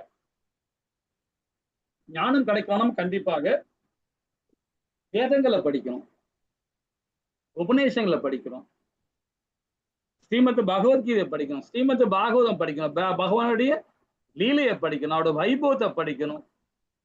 இதெல்லாம் படிக்க படிக்க நமக்கு என்ன ஞானம் விருத்தி அடையுது இல்லைங்களா? ஞானம் விருத்தி அடையும் போது மனது கண்ட்ரோல் ஆகும். அப்ப மனது கண்ட்ரோல் ஆகும் போது நம்ம செயல், நம்முடைய ஜட செயல், இதுதான் ஜடம். இந்த ஜட செயல் எல்லாமே நம்ம என்ன எல்லா விதமான இந்த உடலை வச்சுதான் நம்ம நிறைய காரியங்கள் சொல்றோம். பொய் பேசுறது இந்த ஜடத்தை வச்சுதான், சாத்வீகமா செயல்படுறது இந்த ஜட செயலை வச்சுதான் பண்றோம் இல்லைங்களா? அதே நம்ம சாத்வீகமா செயல்படும் போது நம்ம முன்னாடி செஞ்ச பாவம் எல்லாம் போயிடும்ன்றது. அப்ப இதுக்கு ஒரு வழி இருக்கு. எதுக்கு? நம்ம ஞானத்தை பகிரணும், ஞானம் நம்ம கிடைக்கணும்னா வேதங்களை படிக்கணும். அதிகாரம் இருந்து பெறப்படும் உன்னத ஞானத்தின் மகிமைகள் பாருங்க, ஜட செயலிருந்து விளைவில் எல்லாமே எரிந்து விடும், வாழ்நாள்லயே எரிந்து விடும் இல்லைங்களா? அப்ப எல்லா போராட்டத்தையும் நிறுத்தணும். நாம என்ன மாதிரி போராட்டம்? பௌதிகமான போராட்டம். பௌதிக போராட்டம் என்னைக்குமே நமக்கு இடைஞ்சல் தான். மனதாலையும் புத்தியாலையும் உடலாலையும் செயலாலையுமே நமக்கு என்னைக்குமே இடைஞ்சல் பௌதிகத்தில் செயல்படும் போது. இதே உடல் ஆன்மீகத்தில் செயல்பட்டு பாருங்க, சூட்சம், அதாவது நல்ல ஒரு மேன்மை அடையும் உடல் இல்லைங்களா? அப்போ பகவான் கிருஷ்ணனை நோக்கி முகம் திருப்பணும் நாம. ஏன்? நமக்குள்ள பரமாத்மா இருக்கிறார், சாட்சி பரவியா இருக்கிறார் நமக்குள்ள. அவர் நம்ம யாருமே உணர மாட்டோம், நம்ம யாருமே அவரை பார்க்க மாட்டோம், அவர் திரும்பி பார்க்கணும். இப்படி இருக்கிற பறவை நாம எப்படி நம்ம செயல்பட்டு இப்படி செயல்பட்டு இருக்கணும். இதுதான் நாமம், ஆத்மா, நம்ம உடல். இது உள்ள இருக்கிற சாட்சி நம்மளே பார்த்துக்கிட்டே இருக்கிறார். நீ என்ன பண்ற ஏது பண்ண நம்மளை பார்த்துக்கிட்டே இருக்கிறார். நாம திரும்புற வரைக்கும் நம்மளை பார்த்துக்கிட்டு தான் இருப்பார். நாம திரும்ப பகவானை பார்க்க ஆரம்பிச்சுன்னு வச்சுக்கணும், அவ்வளவுதான். நம்ம கட்டி பிடிச்சிப்போம், அவரை பிடிச்சிப்போம். அதுதான் ஆன்மீகம். நம்ம பகவானை உணரணும். நமக்குள்ள இருக்கிறார். எப்படி இருப்பார்? தம்பி மூலியமா இருப்பார், அண்ணன் மூலியமா இருப்பார், சகோதரன் மூலியமா இருப்பார், தாய் தந்தர் மூலியமா இருப்பார், பாட்டனார் மூலியமா இருப்பார், முப்பாட்டனார் மூலியமா இருப்பார், ஏதோ ஒரு நண்பர்கள் மூலியமா, எதிரிகள் மூலியமா இருப்பார். ஏதோ ஒரு ரூபத்தில் நமக்கு ஹெல்ப் பண்ணுவார். அதை நம்ம கேட்ச் பண்ணி பிடிச்சிக்கணும் அதை இல்லைங்களா? அப்ப நம்ம பகவானை உணரணும், திரும்பி பார்க்கணும், அவரை பார்த்து அவர் கட்டியா பிடிச்சிக்கணும் அவரை. அப்ப அவர் நமக்காகத்தான் காத்து கொண்டு இருக்கிறார், நமக்காக தான் காத்துட்டு இருக்காரு. எப்ப திரும்பி பார்ப்பேன் நம்ம அப்படி பார்த்துட்டு இருக்காரு. நமக்குள்ளேயே உட்காந்துக்கிட்டு நாம என்ன பண்றோம்? அவர் உள்ளுக்குள்ள வச்சுக்கிட்டு கோவில போய் அவர்கிட்ட போய் வேண்டுறோம், எனக்கு இதை கொடு, எனக்கு அதை கொடு, நான் இதை பண்ணு அதை பண்ணு, அவரை போய் வேண்டுறோம். தேவையே இல்லை. கோயிலுக்கு போனா சேவை பண்ணுங்க, போக முடியலையா வீட்டுல உட்காருங்க, வீட்டுல உட்காந்து ஹரே கிருஷ்ணா மகாமந்திரம் சொல்லுங்க. பகவான் உங்களுக்குள்ள இருக்கிற அவரை பாருங்க, பகவானை பார்க்க ஆரம்பிங்க. பகவானை பார்த்தீங்கன்னா போதும். ஹரே கிருஷ்ணா. 38வது பதம் மாதாஜி, ஸ்லோகம் படிக்கிறீங்களா? ஹரே கிருஷ்ணா. ஹரே கிருஷ்ணா மாதாஜி. நஹி ஞானேன சத்ருஷம் பவித்ரம் இஹ வித்யதே தத் ஸ்வயம் யோக சம்சித்த காலேன் ஆத்மனி விந்ததி. ஹரே கிருஷ்ணா பிரபு. ஹரே கிருஷ்ணா மாதாஜி. இவ்வுலகில் உன்னத ஞானத்தை பெற ஞானத்தை போல சிறந்ததும் தூய்மையானதும் வேறொன்றுமே இல்லை. இத்தகைய ஞானம் எல்லா யோகங்களையும் முற்றிலும் பக்தி தொண்டின் முயற்சியினால் பயிற்சியினால் இதனை அடைந்தவன் காலப்போக்கில் இந்த குணத்தில் தண்ணீர் அனுபவிக்கிறான். இப்ப நம்ம இந்த ஞானம் ஆன்மீக ஞானம்ன்றது எல்லா விதமான செயலிலிருந்து நம்மளை தன்னிலைப்படுத்தும், தன்னுணர்வை வெளிப்படுத்தும் இல்லைங்களா? தன்னிலே அடைஞ்ச பிறகு நம்ம என்ன மாதிரி உணர்வு இருக்கும் பாருங்க. நம்ம அடுத்தவனுக்கு சேவை மனப்பான்மையோட இருப்போம். பகவானுக்கு மட்டும் சேவை பண்ண மாட்டோம், சமுதாயத்துக்கு சேவை பண்ணுவோம். ஏன்னா நம்ம எல்லாமே என்ன இருப்போம்? ஒரு பௌதிகத்துல ஒரு நல்ல பௌதிக ஞானம் பெற்று ஒரு இன்ஜினியரா இருப்போம், ஒரு கல்வியாளராக இருப்போம், ஒரு நல்ல ஒரு உத்தியோகத்துல இருப்போம், ஏதோ ஒரு உத்தியோகத்துல நல்ல உத்தியோகத்துல இருப்போம், ஏதோ ஒன்று இருப்போம். அப்ப இருக்கும்போது அந்த உத்தியோகத்தை மக்களுக்கு ஏதாவது தொண்டு செய்ய முடியுமா, சமுதாயத்துக்கு ஏதாவது தொண்டு செய்ய முடியுமா, அந்த பக்கம் வந்துருவோம். அந்த ஞானம் நமக்கு கிடைக்க ஆரம்பிச்சிடும். இப்ப கூட இன்னைக்கு ஒரு நியூஸ்ல பார்த்தேன். நான் நியூஸை பெரும்பாலும் பார்க்க மாட்டேன். இந்த மொபைல்ல இது பண்ணும்போது சாட் பண்ணும்போது தான் வந்தது. ஒரு மெசேஜ் வந்தது. பார்த்தா ஓபன் பண்ணி பார்த்தா பாவம் ஒரு மூதாட்டி. அவங்க 96 வயசு 95 வயசு ஆகுது பொழுது 90 வயசு மேல அந்த அம்மாக்கு. அந்த அம்மாக்கு பிள்ளைகள் இருக்காங்க, குழந்தைகள் இருக்காங்க. அது அந்த சொத்தை பிரிக்கணும். பிரிக்கிறதுக்கு அந்த அம்மா என்ன பண்ண, ஒரு தாசில்தார் ஆபீஸுக்கு போறாங்க. போயிட்டு 5 முறை போயிருக்காங்க. இத்தனைக்கு லாஸ்ட் கடைசி முறை போகும்போது ரொம்ப சீரியஸா இருக்கிறாங்க. ஹாஸ்பிட்டல்ல இருக்காங்க. அப்ப இறக்கும் தருவாயில ஒரு உடல்நல சுகம் இல்லாம இருக்கிறாங்க. அந்த அம்மா நேரா என்ன பண்ண, ஆம்புலன்ஸ் வச்சுக்கிட்டு நேரா போய் எனக்கு தெரிஞ்சு போச்சு, நான் இறக்க போறேன்னு தெரிஞ்சு போச்சு அந்த அம்மாக்கு. ஏதோ அந்த அம்மாக்கு ஒரு ஞானம் கிடைச்சிச்சு.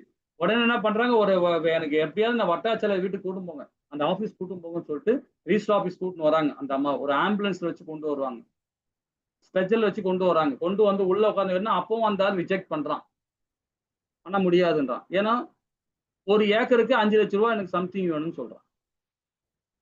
ஏதோ ஒரு இது தப்பான ஒரு அபிப்பிராயம் அந்த ஆள் வச்சிருக்கிறார், கேட்கிறார் அப்படின்னு ஒரு ரூமரா பொய்யோ உண்மையோ ஏதோ ஒண்ணு சொல்றாங்க. ஆனா அந்த அம்மா வந்து கேட்டு சொன்னோடனே அது ஏதோ ஒரு ரிஜெக்ட் பண்ற மாதிரி ஒரு பேச்சு வந்தோடனே அந்த அம்மா இறந்துச்சு. அங்கேயே ஸ்பாட்ல இறந்துட்டாங்க.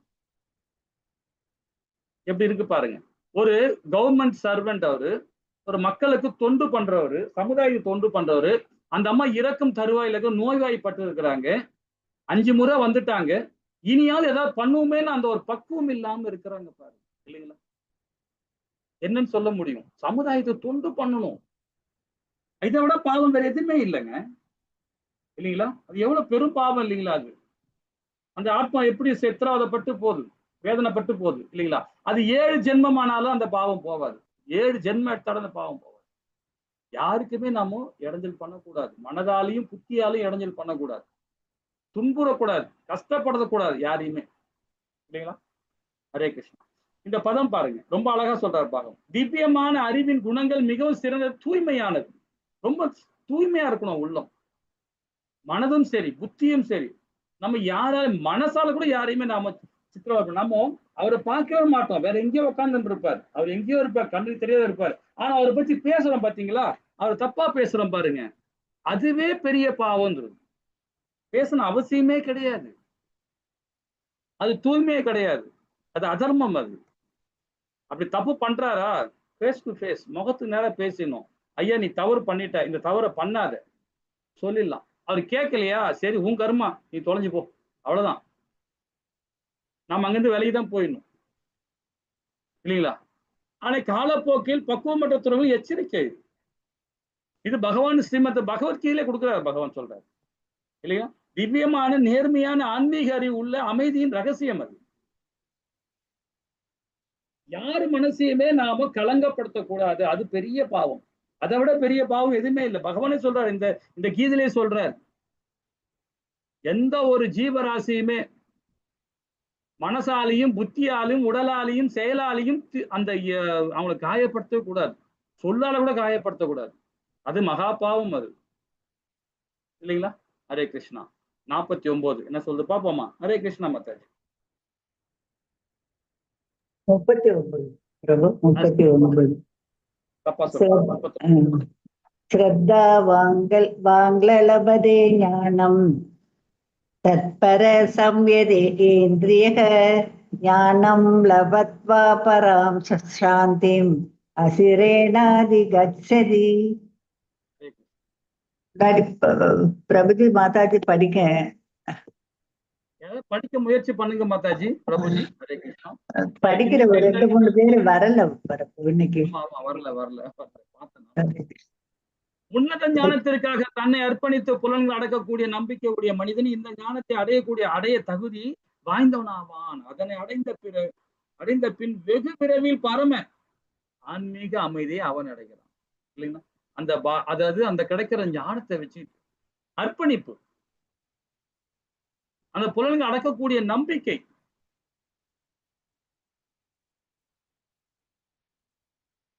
எப்படிப்பட்ட நம்பிக்கை பாருங்க. பகவான் மேல முழுமையா நம்பிக்கை இருக்கணும், பிள்ளைகள் மேல முழுமையா நம்பிக்கை இருக்கணும், நம்ம சகோதரி மேல நம்பிக்கை இருக்கணும், பெற்றோர் மேல நம்பிக்கை இருக்கணும், சமுதாயத்து மேல நம்பிக்கை இருக்கணும். நம்பிக்கை அற்றவர்கள் தான் தப்பா நடந்துக்கிறோம். அந்த உன்னத அறிவு தகுதிகள் பாருங்க, நம்பிக்கை இருக்கணும், அர்ப்பணிப்பு இருக்கணும். மூன்றாவது புலன் கட்டுப்பாடு. நம்பிக்கை இல்லைன்னா எல்லாருமே நம்ம சந்தோகம், அன்புக்குரியவர்களை நம்ம சந்தேகப்படுவோம், அன்புக்குரியவர்களை இழப்போம், நாம கண்டிப்பா இழப்போம் நம்பிக்கை இல்லைன்னா. அந்த இப்ப கணவன்கிட்டயோ மனைவி கிட்டயோ பிள்ளை கிட்டயோ அர்ப்பணிப்பு தன்மை இருக்கணும், அர்ப்பணிப்பு இருக்கணும். அர்ப்பணிப்புனா என்ன? நம்மளுடைய கடமை, அவங்களுடைய வாழ்வாதாரத்துக்கு நாம முக்கியத்துவம் கொடுக்கணும் இல்லைங்களா? அப்ப நம்ம பிள்ளைகள் மட்டும் வாழ்வாதாரத்தை முக்கியத்துவம் கொடுக்கணுமா? சமுதாயத்தை கொடுக்கணும். கண்ணுக்கு தெரியாத யார் நமக்கு சம்பந்தமே இல்லாதவர்களும் சரி, அந்த அர்ப்பணிப்பு இருக்கணும் அவங்க கிட்ட. அவங்க தப்பான அளவோட இருக்கட்டும், நம்முடைய கடமை என்ன, நம்முடைய தர்மம் என்ன, அந்த தர்மத்திலிருந்து நம்ம விலகவே கூடாது. தர்மத்தை விட்டு விலக ஆரம்பிச்சு நாம ரசோ குணம் ஆயிடுவோம், பௌதிகத்துல விழுந்துருவோம் இல்லைங்களா? நம்முடைய எப்பவுமே நம்ம எப்படி இருக்கணுமோ அப்படிதான் இருக்கணும். யாருக்காக நம்ம யாருக்கும் மாத்திக்க, நம்ம கணவனுக்காகவோ மனைவிக்காகவோ பிள்ளைக்காகவோ சமுதாயத்துக்காகவோ யாருக்காகவோ நம்ம மாறவே கூடாது. நம்முடைய தர்மம் இதுதான், வேதம் அதுதான் சொல்லுது. பசிச்சா நாம தான் சாப்பிட போறோம் இல்லைங்களா? மனைவி சாப்பிட்டா போட்டா நம்ம பசி ஆறிடுமா? கணவன் சாப்பிட்டா நம்ம பசி ஆறிடுமா? நாம தான் சாப்பிடணும். அப்ப நாம செஞ்சிட பாவத்தை நாம தான் அதுக்கு. சில பேர் சொல்லுவாங்க, பெத்தவங்க செஞ்ச பாவம் தான் பிள்ளைகளை கொண்டு. கண்டிப்பா கிடையவே கிடையாது. பெத்தவங்க செஞ்ச பாவம் பிள்ளைகளுக்கு வரவே வராது. அது எந்த சாஸ்திரமே சொல்லல, உபநேசம் கூட சொல்லல. அவன் செய்யற பாவம் அவன் அனுபவிச்சுதான் ஆகணும்னு சொல்லுது இல்லைங்களா? ஹரே கிருஷ்ணா. புலன் கட்டுப்பாடு. புலன் கட்டுப்பாடுன்னா இந்த மாதிரி உட்கார்ந்து ஹரிநாமத்தை சொல்லணும். இந்த மாதிரி உட்காந்துக்கிட்டு அந்த பேகை மாட்டி கைக்குள்ள மாட்டிக்கிட்டு விரல வெளியே வச்சுக்கிட்டு அழகா சாட் பண்ணுங்க, பகவான் நாமத்தை சொல்லிக்கிட்டே இருக்கு இல்லைங்களா? நம்பிக்கையின் விளக்கம் பாருங்க. பகவான் கிருஷ்ண உணர்வில் செயல்படுவதால் உயர்ந்த பக்குவத்தை அடைய முடியும் என்று எண்ணுபவன் நம்பிக்கையோடு செயல்பட எனப்படுகிறது. சித்தையாவணும். எதை பத்தியும் கவலைப்பட மாட்டான். பகவானை நம்பி இருக்கிறவன் எதை பத்தியும் கவலைப்பட மாட்டான். எனக்கு என்னப்பா, நான் என் தர்மத்தை நான் பண்ணிட்டு இருக்கேன், நான் பகவான் நம்பிக்கையோட நான் பண்ணிட்டு இருக்கேன், பகவான் மேல நம்பிக்கை, எனக்கு எந்த பிரச்சனையும் இல்லை, பகவான் பார்த்துப்பாரு, நான் அகர்மவாதியா நான் செயல்பட்டு இருக்கேன். அப்படி தன்மையில போயிட்டான்னு வச்சுங்களேன், கண்டிப்பா யாரை பத்தி பயப்பட மாட்டான். அவன் பாட்டுன்னு அவன் செயல்பட்டு போயிட்டே இருப்பான். அவனுக்கே ஒரு திடகாத்திரமான ஒரு உண்மை ஞானம் வந்துடும். ஏன்னா அவன் பொய் பேச மாட்டான், உண்மைதான் பேசுவான். அவனு மேல ஒரு நம்பிக்கை வந்துடுச்சு இல்லையா? நான் பாருப்பா, இந்த மாதிரிலாம் பேச மாட்டேன், நான் இந்த மாதிரிலாம் செயல்பட மாட்டேன், இது என்னுடைய தர்மம் இது அப்படின்னு ஒரு முடிவு பண்ணிட்டான்னா அவன் ஏன் தவறு பண்ண போறான்? ஒத்துக்கவே மாட்டான். நான் தவறே பண்ணல, நான் எப்படி தவறு பண்ண முடியும், நான் பண்ண முடியாது அப்படின்னு நம்பிக்கையில போயிடுவான். ஆனா அதே இடத்துக்கு தகுந்த மாதிரி ஜிக்ஜாகா பண்ணி போறவன், அப்ப அவன் நம்பிக்கை இல்லாம அவனையும் சொல்லுவான், ஓ ஏதோ பண்ணிருப்போமோ அப்படின்னு திருப்பி எமோஷனா வர்றது, தேவையில்லா விஷயத்துல சண்டை போட்டு கிடக்குறது இல்லைங்களா? ஹரே கிருஷ்ணா. இந்த கிளாஸ் இதோ நிறுத்திப்போம். நீங்க லெவல் 3 கிளாஸ் இருக்கு 8:30 மணிக்கு, நான் அதுல போறேன். ரெண்டாவது இப்ப ஹரே கிருஷ்ணா மகா மந்திரம் ஜபிக்கணும். ஹரே கிருஷ்ணா மாதாஜி. இருங்க ஒரு நிமிஷம். ஹரே கிருஷ்ணா. வாஞ்ச கல்பதராய கிருப சிந்தையே